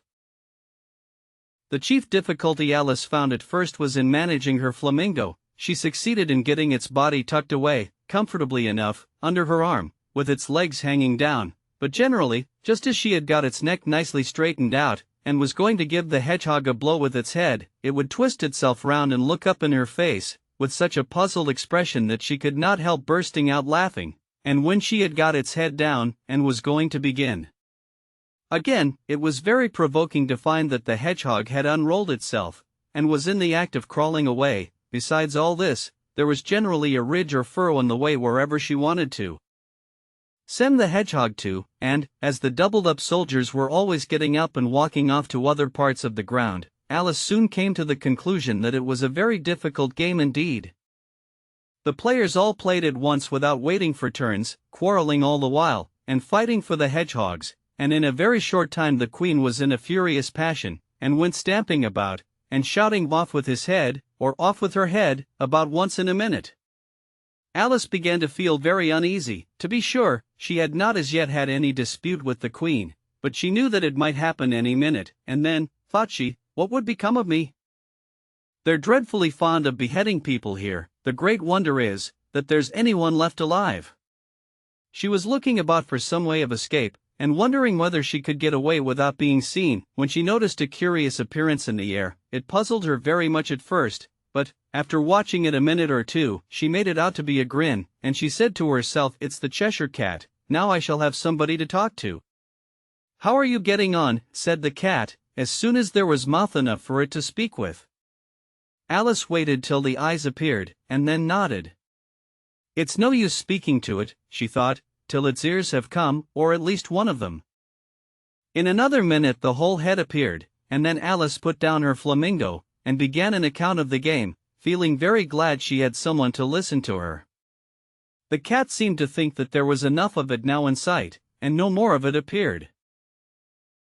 "I don't think they play it all fairly," Alice began, in rather a complaining tone, "and they all quarrel so dreadfully one can't hear oneself speak, and they don't seem to have any rules in particular. At least, if there are, nobody attends to them, and you've no idea how confusing it is all the things being alive. For instance, there's the arch I've got to go through next, walking about at the other end of the ground, and I should have croqueted the queen's hedgehog just now, only it ran away when it saw mine coming." "How do you like the queen?" said the cat in a low voice. "Not at all," said Alice, "she's so extremely—" Just then she noticed that the queen was close behind her, listening, so she went on, "likely to win, that it's hardly worth while finishing the game." The Queen smiled and passed on. "Who are you talking to?" said the king, going up to Alice, and looking at the cat's head with great curiosity. "It's a friend of mine, a Cheshire cat," said Alice. "Allow me to introduce it." "I don't like the look of it at all," said the king. "However, it may kiss my hand if it likes." "I'd rather not," the cat remarked.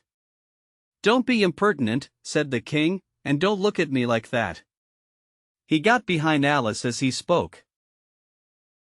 "A cat may look at a king," said Alice.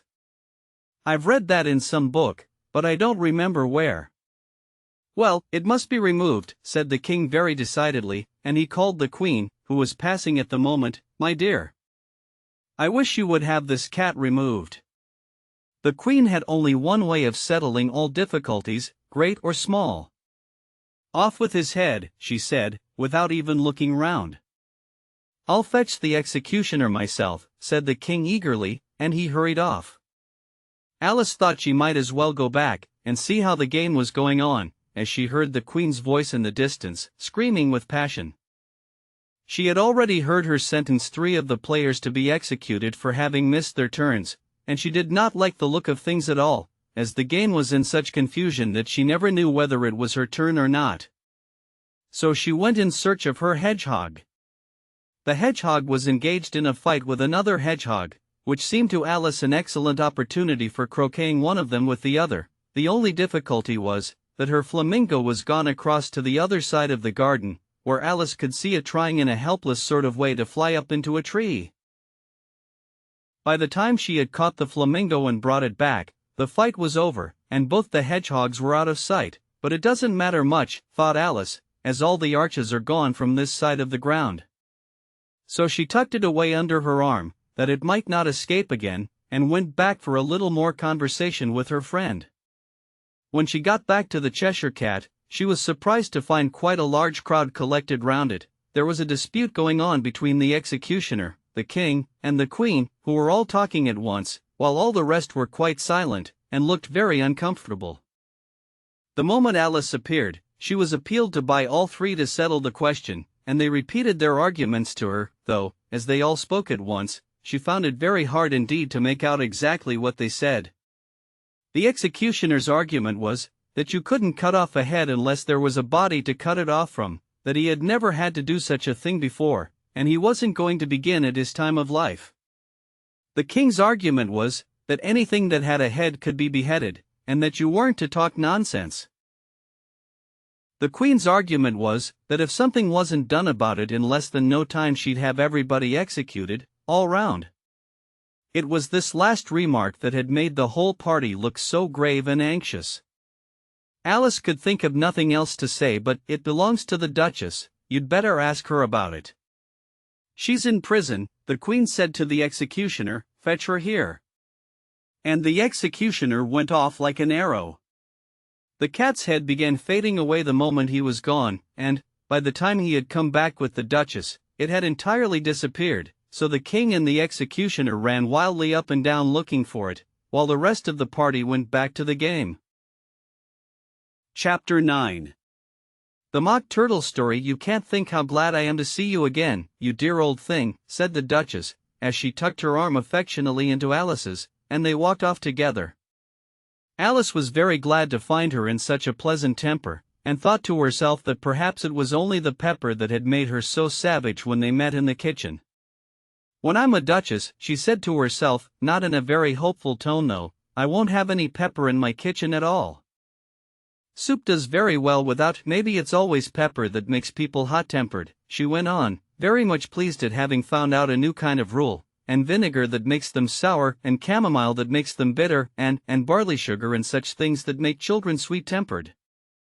I only wish people knew that, then they wouldn't be so stingy about it." You know, she had quite forgotten the Duchess by this time, and was a little startled when she heard her voice close to her ear. "You're thinking about something, my dear, and that makes you forget to talk. I can't tell you just now what the moral of that is, but I shall remember it in a bit." "Perhaps it hasn't one," Alice ventured to remark. "Tut, tut, child," said the Duchess. "Everything's got a moral, if only you can find it." And she squeezed herself up closer to Alice's side as she spoke.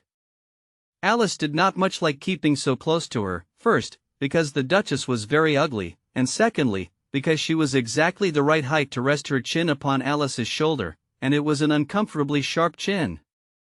However, she did not like to be rude, so she bore it as well as she could. "The game's going on rather better now," she said, by way of keeping up the conversation a little. "'Tis so," said the Duchess, "and the moral of that is, oh, 'tis love, that makes the world go round." "Somebody said," Alice whispered, "that it's done by everybody minding their own business." "Ah, well. It means much the same thing," said the Duchess, digging her sharp little chin into Alice's shoulder as she added, "and the moral of that is, take care of the sense, and the sounds will take care of themselves." How fond she is of finding morals in things. Alice thought to herself. "I dare say you're wondering why I don't put my arm round your waist," the Duchess said after a pause. "The reason is, that I'm doubtful about the temper of your flamingo." "Shall I try the experiment?" "He might bite," Alice cautiously replied, not feeling at all anxious to have the experiment tried. "Very true," said the Duchess, "flamingos and mustard both bite. And the moral of that is, birds of a feather flock together." "Only mustard isn't a bird," Alice remarked. "Right, as usual," said the Duchess. "What a clear way you have of putting things." "It's a mineral, I think," said Alice. "Of course it is," said the Duchess, who seemed ready to agree to everything that Alice said. "There's a large mustard mine near here. And the moral of that is, the more there is of mine, the less there is of yours." "Oh, I know," exclaimed Alice, who had not attended to this last remark. "It's a vegetable." "It doesn't look like one, but it is." "I quite agree with you," said the Duchess, "and the moral of that is, be what you would seem to be, or if you'd like it put more simply, never imagine yourself not to be otherwise than what it might appear to others that what you were or might have been was not otherwise than what you had been would have appeared to them to be otherwise." "I think I should understand that better," Alice said very politely, "if I had it written down, but I can't quite follow it as you say it." "That's nothing to what I could say if I chose," the Duchess replied, in a pleased tone. "Pray don't trouble yourself to say it any longer than that," said Alice. "Oh, don't talk about trouble," said the Duchess. "I make you a present of everything I've said as yet." "A cheap sort of present," thought Alice. "I'm glad they don't give birthday presents like that." But she did not venture to say it out loud. Thinking again, the Duchess asked, with another dig of her sharp little chin. "I've a right to think," said Alice sharply, for she was beginning to feel a little worried. "Just about as much right," said the Duchess, "as pigs have to fly, and the but here," to Alice's great surprise, the Duchess's voice died away, even in the middle of her favorite word moral, and the arm that was linked into hers began to tremble. Alice looked up, and there stood the Queen in front of them, with her arms folded, frowning like a thunderstorm. "A fine day, Your Majesty," the Duchess began in a low, weak voice. "Now, I give you fair warning," shouted the Queen, stamping on the ground as she spoke, "either you or your head must be off, and that in about half no time. Take your choice." The Duchess took her choice, and was gone in a moment. "Let's go on with the game," the Queen said to Alice, and Alice was too much frightened to say a word, but slowly followed her back to the croquet ground. The other guests had taken advantage of the Queen's absence, and were resting in the shade. However, the moment they saw her, they hurried back to the game, the Queen merely remarking that a moment's delay would cost them their lives. All the time they were playing, the Queen never left off quarreling with the other players, and shouting "off with his head," or "off with her head." Those whom she sentenced were taken into custody by the soldiers, who of course had to leave off being arches to do this, so that by the end of half an hour or so there were no arches left, and all the players, except the King, the Queen, and Alice, were in custody and under sentence of execution. Then the Queen left off, quite out of breath, and said to Alice, "Have you seen the mock turtle yet?" "No," said Alice. "I don't even know what a mock turtle is." "It's the thing mock turtle soup is made from," said the Queen. "I never saw one, or heard of one," said Alice. Come on, then, said the Queen, and he shall tell you his history. As they walked off together, Alice heard the king say in a low voice, to the company generally, "You are all pardoned." "Come, that's a good thing," she said to herself, for she had felt quite unhappy at the number of executions the Queen had ordered. They very soon came upon a griffin, lying fast asleep in the sun. If you don't know what a griffin is, look at the picture. "Up, lazy thing," said the Queen, "and take this young lady to see the Mock Turtle, and to hear his history. I must go back and see after some executions I have ordered," and she walked off, leaving Alice alone with the griffin. Alice did not quite like the look of the creature, but on the whole she thought it would be quite as safe to stay with it as to go after that savage Queen, so she waited. The griffin sat up and rubbed its eyes, then it watched the Queen till she was out of sight, then it chuckled. "What fun," said the griffin, half to itself, half to Alice. "What is the fun?" said Alice. "Why, said the griffin. "It's all her fancy, that, they never executes nobody, you know. Come on." Everybody says come on, here, thought Alice, as she went slowly after it. I never was so ordered about in all my life, never. They had not gone far before they saw the Mock Turtle in the distance, sitting sad and lonely on a little ledge of rock, and, as they came nearer, Alice could hear him sighing as if his heart would break. She pitied him deeply. "What is his sorrow?" she asked the griffin, and the griffin answered, very nearly in the same words as before, "It's all his fancy, that, he hasn't got no sorrow, you know. Come on." So they went up to the Mock Turtle, who looked at them with large eyes full of tears, but said nothing. "This here young lady," said the griffin, "she wants for to know your history, she do." "I'll tell it her," said the Mock Turtle in a deep, hollow tone. "Sit down, both of you, and don't speak a word till I've finished." So they sat down, and nobody spoke for some minutes. Alice thought to herself, "I don't see how he can ever finish, if he doesn't begin." But she waited patiently. "Once," said the Mock Turtle at last, with a deep sigh, "I was a real turtle." These words were followed by a very long silence, broken only by an occasional exclamation of "HJCKRRH" from the griffin, and the constant heavy sobbing of the Mock Turtle. Alice was very nearly getting up and saying, "Thank you, sir, for your interesting story," but she could not help thinking there must be more to come, so she sat still and said nothing. "When we were little," the Mock Turtle went on at last, more calmly, though still sobbing a little now and then, "we went to school in the sea. The master was an old turtle, we used to call him Tortoise." "Why did you call him Tortoise, if he wasn't one?" Alice asked.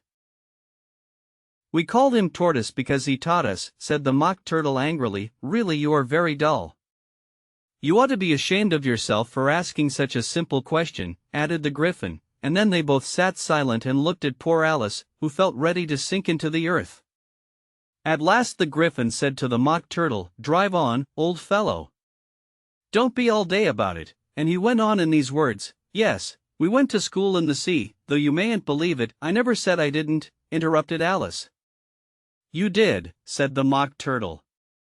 "Hold your tongue," added the griffin, before Alice could speak again. The Mock Turtle went on.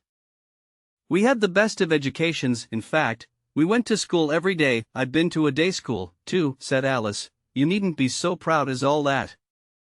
"With extras?" asked the Mock Turtle a little anxiously. "Yes," said Alice, "we learned French and music." "And washing," said the Mock Turtle. "Certainly not," said Alice indignantly. "Ah! Then yours wasn't a really good school," said the Mock Turtle in a tone of great relief. "Now at ours they had at the end of the bill, French, music, and washing extra." "You couldn't have wanted it much," said Alice, "living at the bottom of the sea." "I couldn't afford to learn it," said the Mock Turtle with a sigh. "I only took the regular course." "What was that?" inquired Alice. "Reeling and writhing, of course, to begin with," the Mock Turtle replied, "and then the different branches of arithmetic, ambition, distraction, uglification, and derision." "I never heard of uglification," Alice ventured to say. "What is it?" The griffin lifted up both its paws in surprise. "What? Never heard of uglifying," it exclaimed. "You know what to beautify is, I suppose?" "Yes," said Alice doubtfully, "it means to make anything prettier." "Well, then," the griffin went on, "if you don't know what to uglify is, you are a simpleton." Alice did not feel encouraged to ask any more questions about it, so she turned to the Mock Turtle and said, "What else had you to learn?" "Well, there was mystery," the Mock Turtle replied, counting off the subjects on his flappers: mystery, ancient and modern, with seaography, then drawling. The drawling master was an old congaree that used to come once a week. He taught us drawling, stretching, and fainting in coils. "What was that like?" said Alice. "Well, I can't show it you myself," the Mock Turtle said, "I'm too stiff." And the griffin never learnt it. "Hadn't time," said the griffin. "I went to the classics master, though. He was an old crab, he was." "I never went to him," the Mock Turtle said with a sigh. "He taught laughing and grief, they used to say." So he did," said the griffin, sighing in his turn, and both creatures hid their faces in their paws.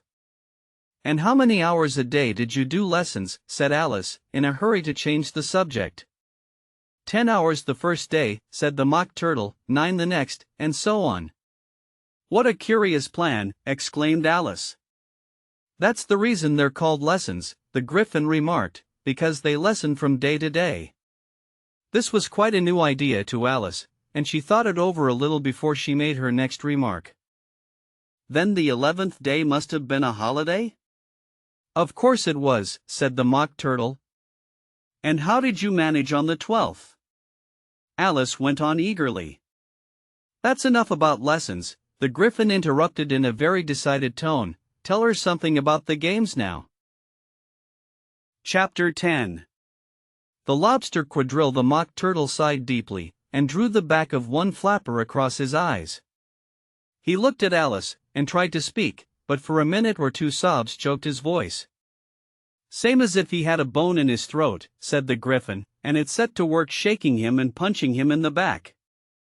At last the Mock Turtle recovered his voice, and, with tears running down his cheeks, he went on again. "You may not have lived much under the sea." "I haven't," said Alice, "and perhaps you were never even introduced to a lobster." Alice began to say "I once tasted," but checked herself hastily, and said "No, never, so you can have no idea what a delightful thing a lobster quadrille is." "No, indeed," said Alice. "What sort of a dance is it?" "Why," said the griffin, "you first form into a line along the seashore." "2 lines," cried the Mock Turtle. "Seals, turtles, salmon, and so on. Then, when you've cleared all the jellyfish out of the way, that generally takes some time," interrupted the griffin. "You advance twice each with a lobster as a partner," cried the griffin. "Of course," the Mock Turtle said, "advance twice, set to partners, change lobsters, and retire in same order," continued the griffin. "Then, you know," the Mock Turtle went on, "you throw the lobsters," shouted the griffin, with a bound into the air. "As far out to sea as you can swim after them," screamed the griffin. "Turn a somersault in the sea," cried the Mock Turtle, capering wildly about. "Change lobsters again," yelled the griffin at the top of its voice. "Back to land again, and that's all the first figure," said the Mock Turtle, suddenly dropping his voice, and the two creatures, who had been jumping about like mad things all this time, sat down again very sadly and quietly, and looked at Alice. "It must be a very pretty dance," said Alice timidly. "Would you like to see a little of it?" said the Mock Turtle. "Very much indeed," said Alice.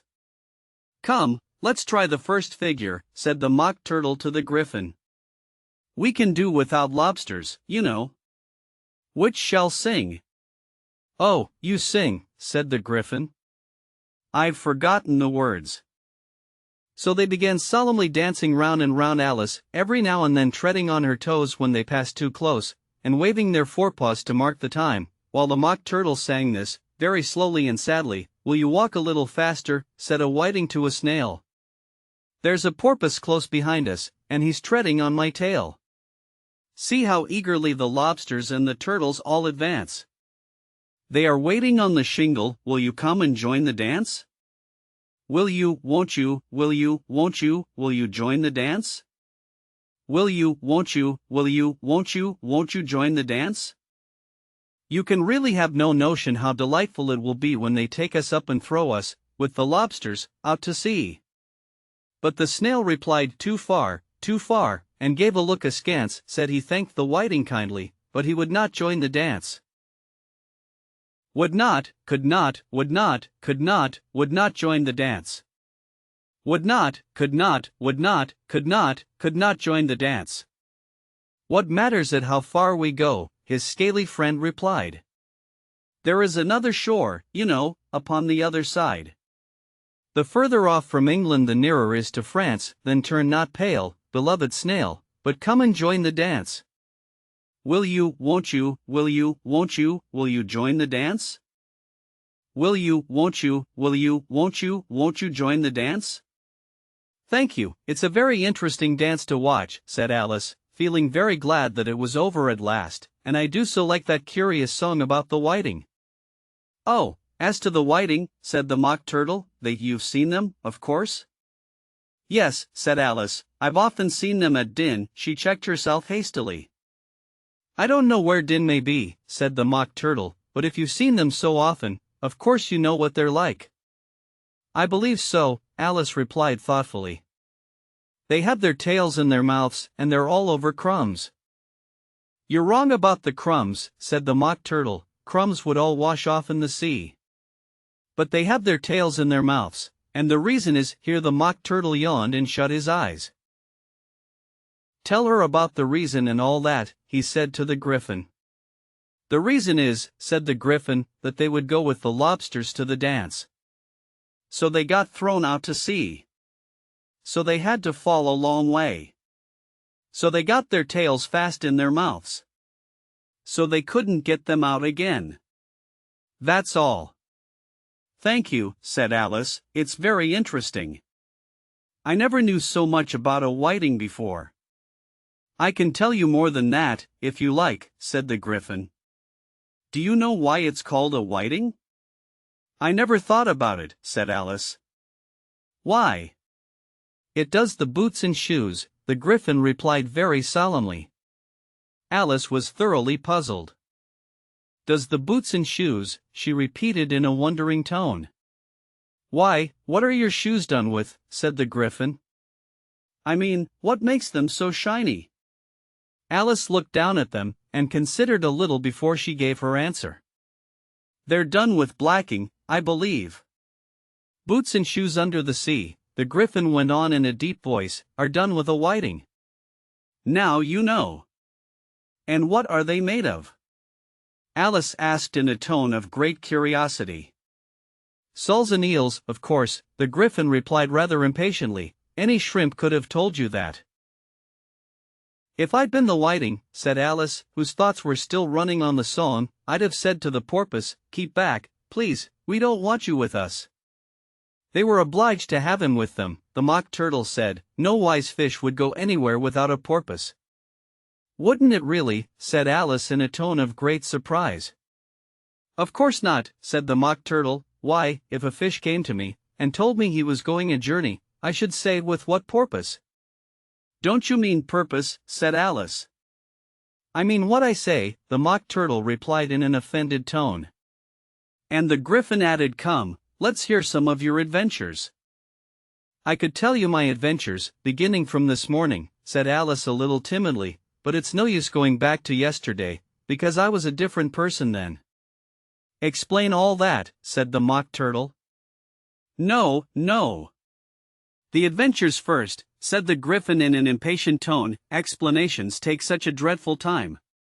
So Alice began telling them her adventures from the time when she first saw the white rabbit. She was a little nervous about it just at first, the two creatures got so close to her, one on each side, and opened their eyes and mouths so very wide, but she gained courage as she went on.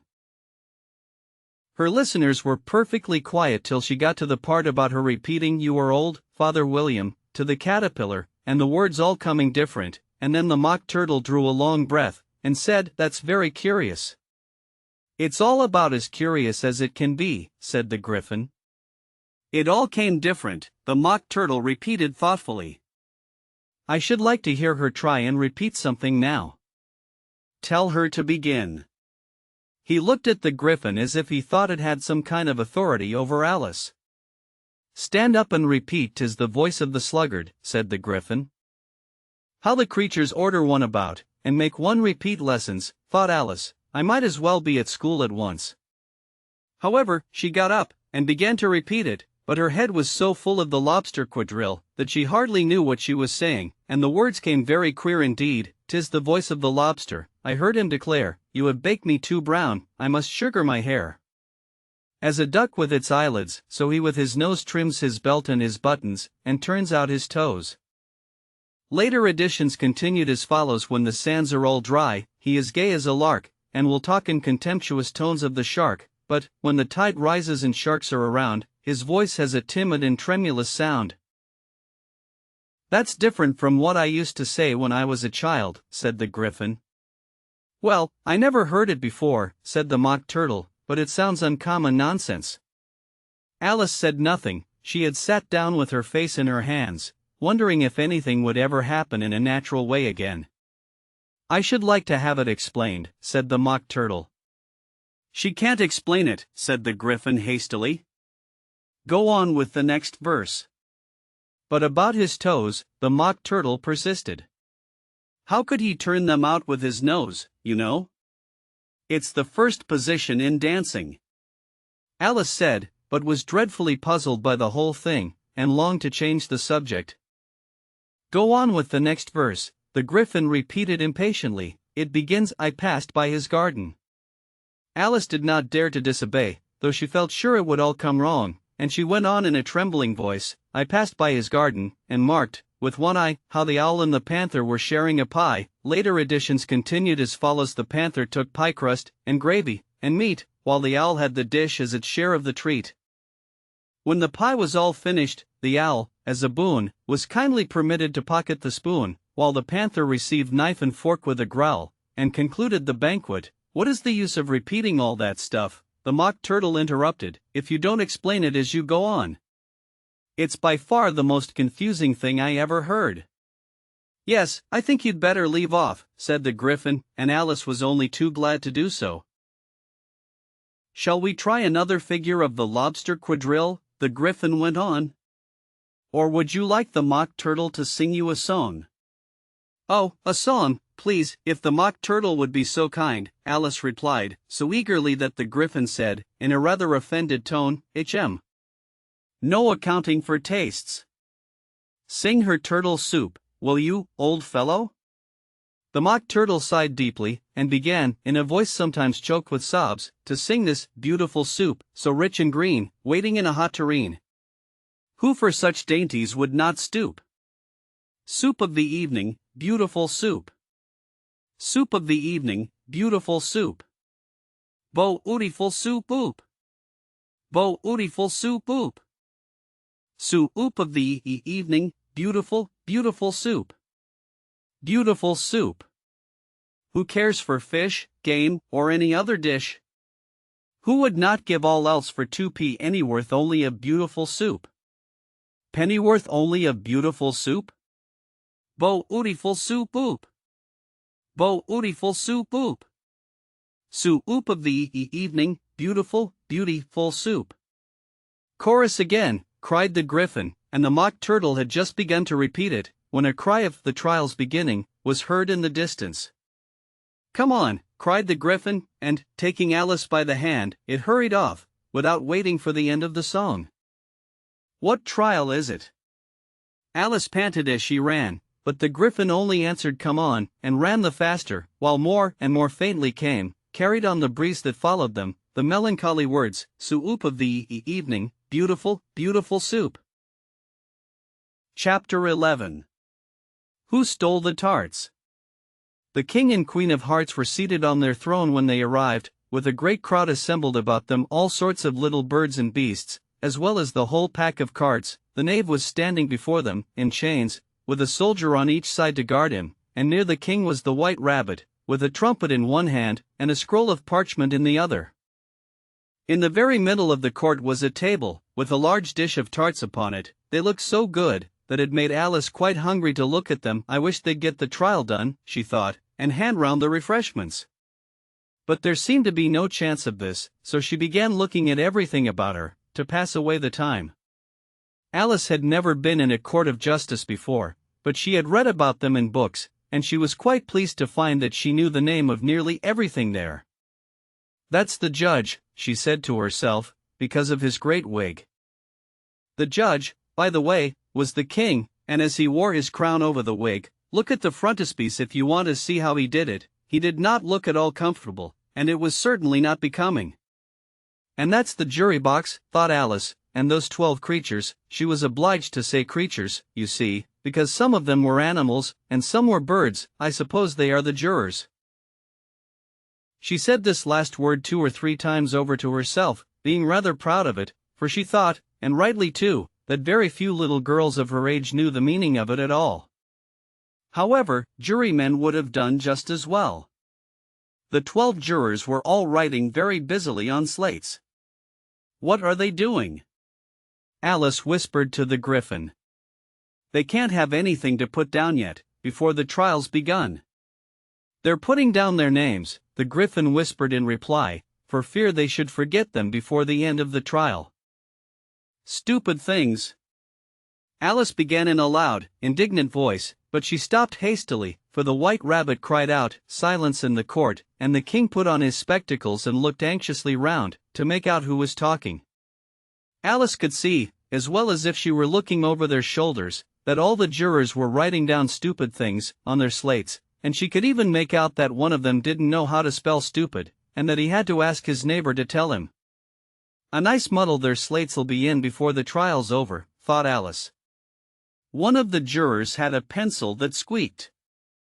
This, of course, Alice could not stand, and she went round the court and got behind him, and very soon found an opportunity of taking it away.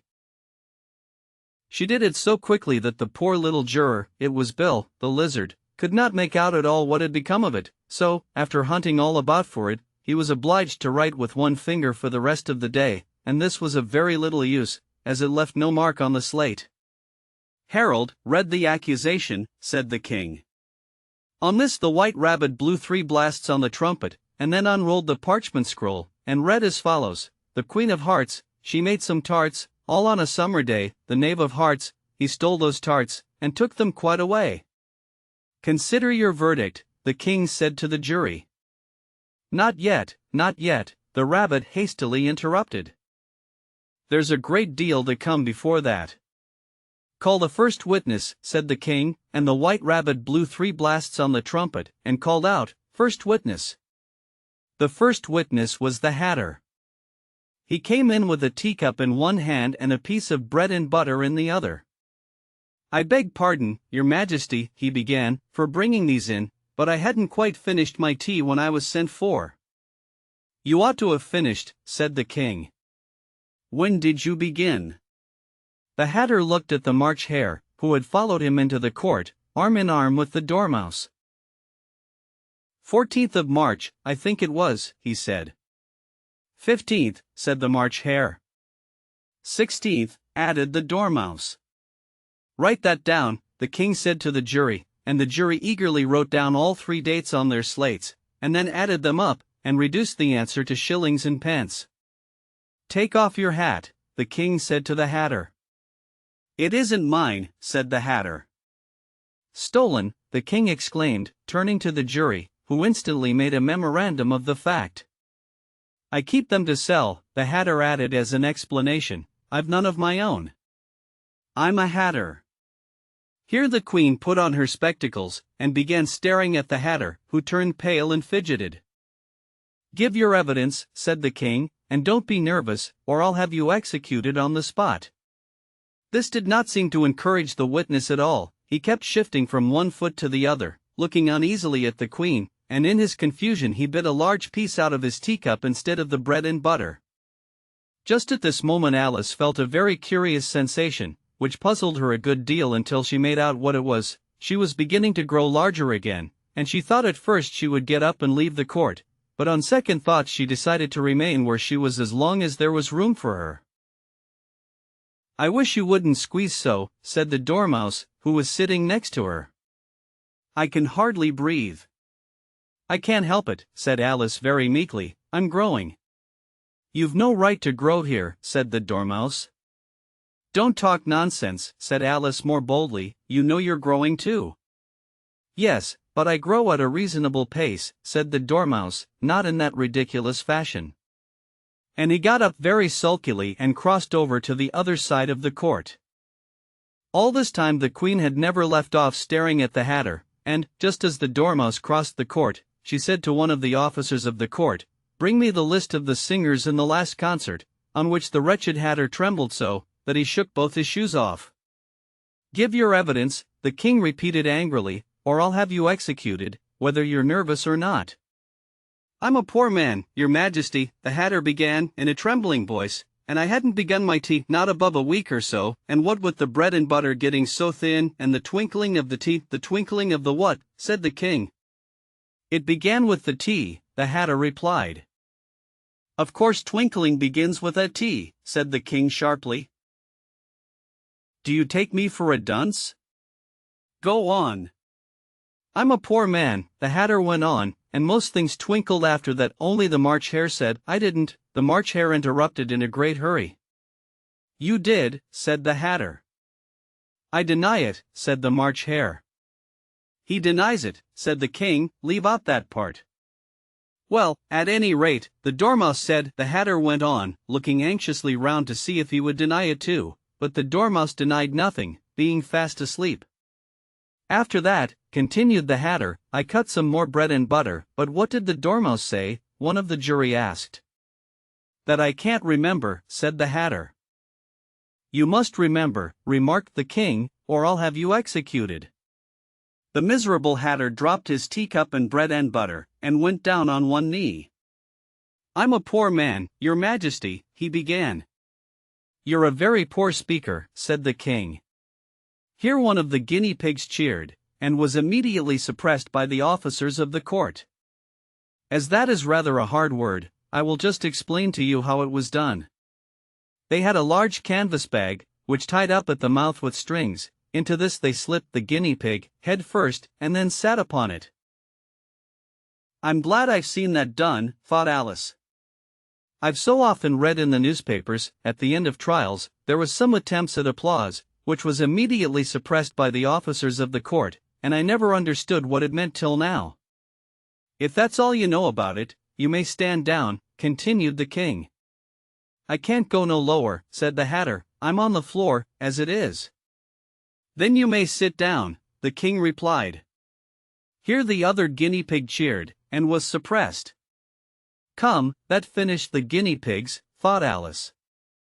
"Now we shall get on better." "I'd rather finish my tea," said the Hatter, with an anxious look at the Queen, who was reading the list of singers. "You may go," said the King, and the Hatter hurriedly left the court, without even waiting to put his shoes on. "And just take his head off outside," the Queen added to one of the officers, but the Hatter was out of sight before the officer could get to the door. "Call the next witness," said the King. The next witness was the Duchess's cook. She carried the pepper box in her hand, and Alice guessed who it was, even before she got into the court, by the way the people near the door began sneezing all at once. "Give your evidence," said the King. "Shan't," said the cook. The King looked anxiously at the White Rabbit, who said in a low voice, "Your Majesty must cross-examine this witness." "Well, if I must, I must," the King said, with a melancholy air, and, after folding his arms and frowning at the cook till his eyes were nearly out of sight, he said in a deep voice, "What are tarts made of?" "Pepper, mostly," said the cook. "Treacle," said a sleepy voice behind her. "Collar that Dormouse," the Queen shrieked out. "Behead that Dormouse." "Turn that Dormouse out of court." "Suppress him." "Pinch him." "Off with his whiskers." For some minutes the whole court was in confusion, getting the Dormouse turned out, and, by the time they had settled down again, the cook had disappeared. "Never mind," said the king, with an air of great relief. "Call the next witness." And he added in an undertone to the queen, "Really, my dear, you must cross-examine the next witness.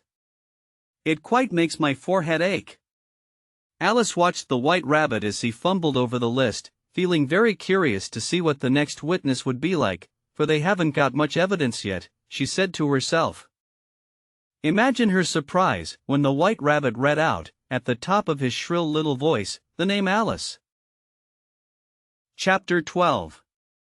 "Alice's evidence here," cried Alice, quite forgetting in the flurry of the moment how large she had grown in the last few minutes, and she jumped up in such a hurry that she tipped over the jury box with the edge of her skirt, upsetting all the jurymen onto the heads of the crowd below, and there they lay sprawling about, reminding her very much of a globe of goldfish she had accidentally upset the week before.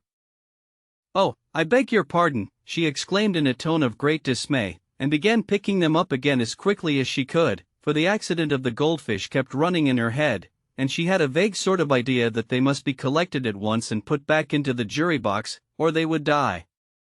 "The trial cannot proceed," said the king in a very grave voice, "until all the jurymen are back in their proper places, all," he repeated with great emphasis, looking hard at Alice as he said so. Alice looked at the jury box, and saw that, in her haste, she had put the lizard in head downwards, and the poor little thing was waving its tail about in a melancholy way, being quite unable to move. She soon got it out again, and put it right. "Not that it signifies much," she said to herself, "I should think it would be quite as much use in the trial one way up as the other." As soon as the jury had a little recovered from the shock of being upset, and their slates and pencils had been found and handed back to them, they set to work very diligently to write out a history of the accident, all except the lizard, who seemed too much overcome to do anything but sit with its mouth open, gazing up into the roof of the court. "What do you know about this business?" the king said to Alice. "Nothing," said Alice. "Nothing whatever," persisted the king. "Nothing whatever," said Alice. "That's very important," the king said, turning to the jury. They were just beginning to write this down on their slates, when the White Rabbit interrupted. "Unimportant, Your Majesty means, of course," he said in a very respectful tone, but frowning and making faces at him as he spoke. "Unimportant, of course, I meant," the king hastily said, and went on to himself in an undertone, "important, unimportant, unimportant, important," as if he were trying which word sounded best. Some of the jury wrote it down important, and some unimportant. Alice could see this, as she was near enough to look over their slates, but it doesn't matter a bit, she thought to herself. At this moment the king, who had been for some time busily writing in his notebook, cackled out silence, and read out from his book, Rule 42. All persons more than a mile high to leave the court. Everybody looked at Alice. "I'm not a mile high," said Alice. "You are," said the king. "Nearly 2 miles high," added the queen. "Well, I shan't go, at any rate," said Alice. "Besides, that's not a regular rule, you invented it just now." "It's the oldest rule in the book," said the king. "Then it ought to be number 1, said Alice. The king turned pale, and shut his notebook hastily.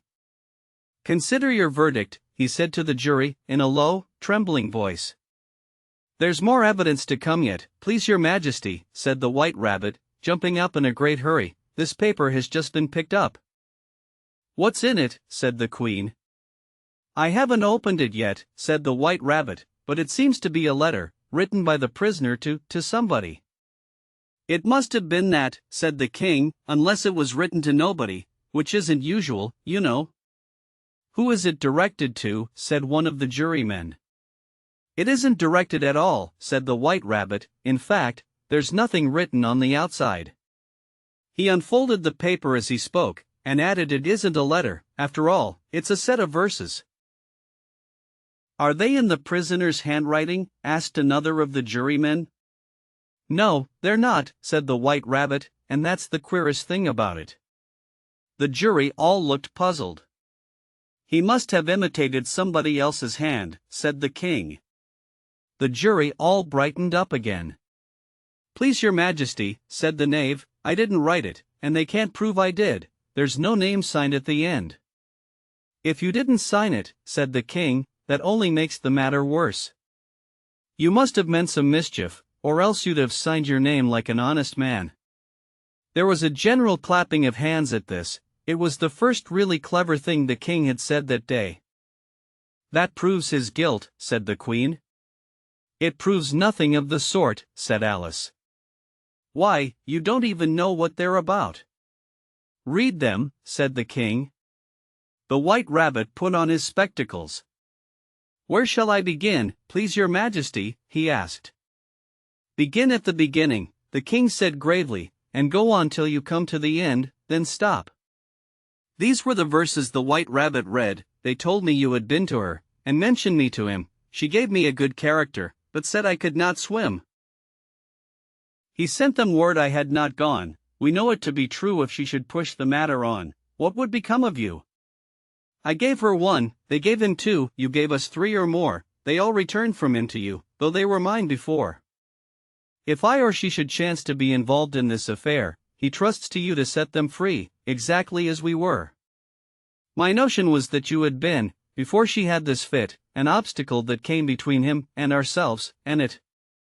Don't let him know she liked them best, for this must ever be a secret, kept from all the rest, between yourself and me." "That's the most important piece of evidence we've heard yet," said the king, rubbing his hands. "So now let the jury, if any one of them can explain it," said Alice. She had grown so large in the last few minutes that she wasn't a bit afraid of interrupting him. "I'll give him 6pence.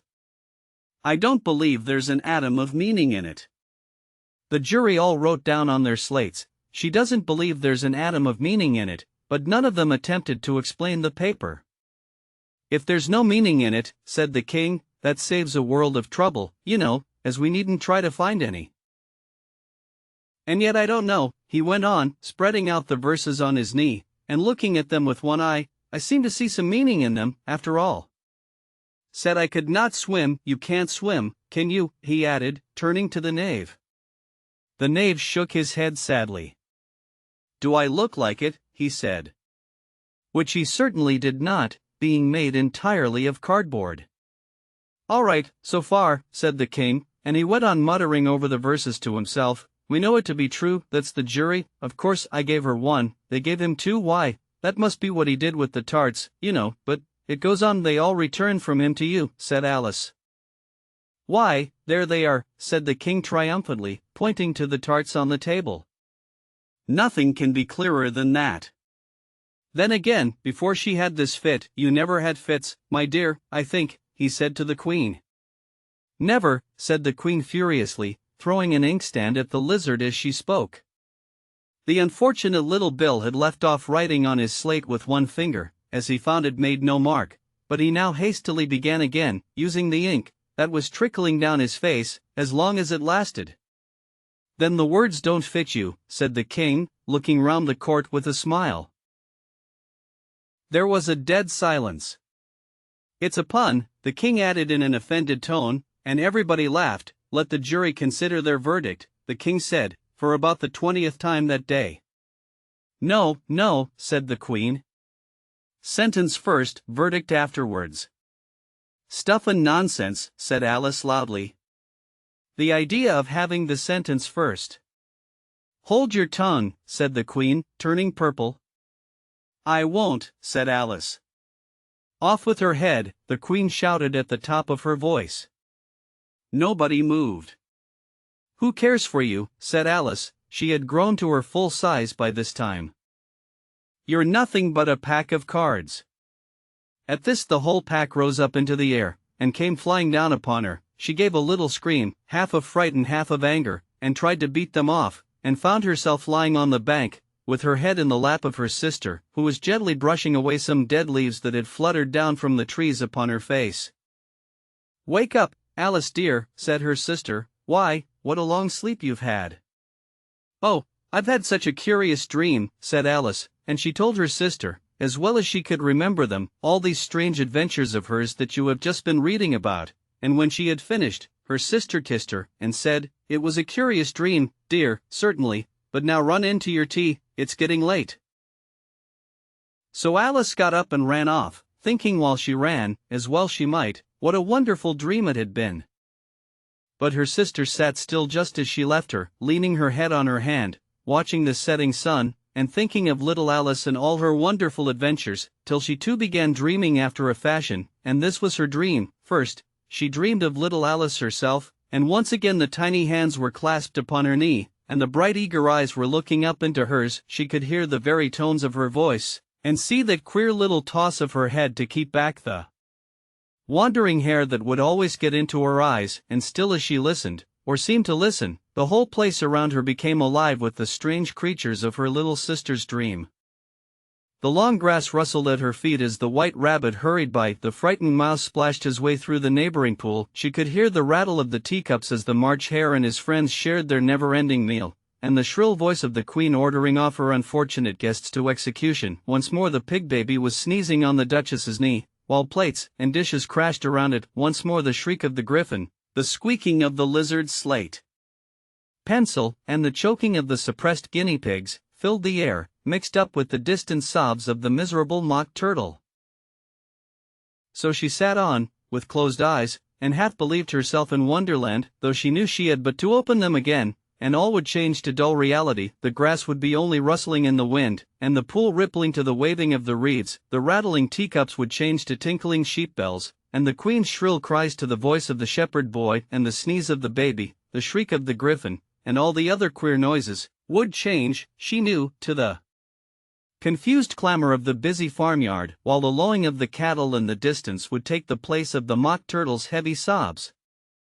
Lastly, she pictured to herself how this same little sister of hers would, in the aftertime, be herself a grown woman, and how she would keep, through all her riper years, the simple and loving heart of her childhood, and how she would gather about her other little children, and make their eyes bright and eager with many a strange tale, perhaps even with the dream of Wonderland of long ago, and how she would feel with all their simple sorrows, and find a pleasure in all their simple joys, remembering her own child life and the happy summer days.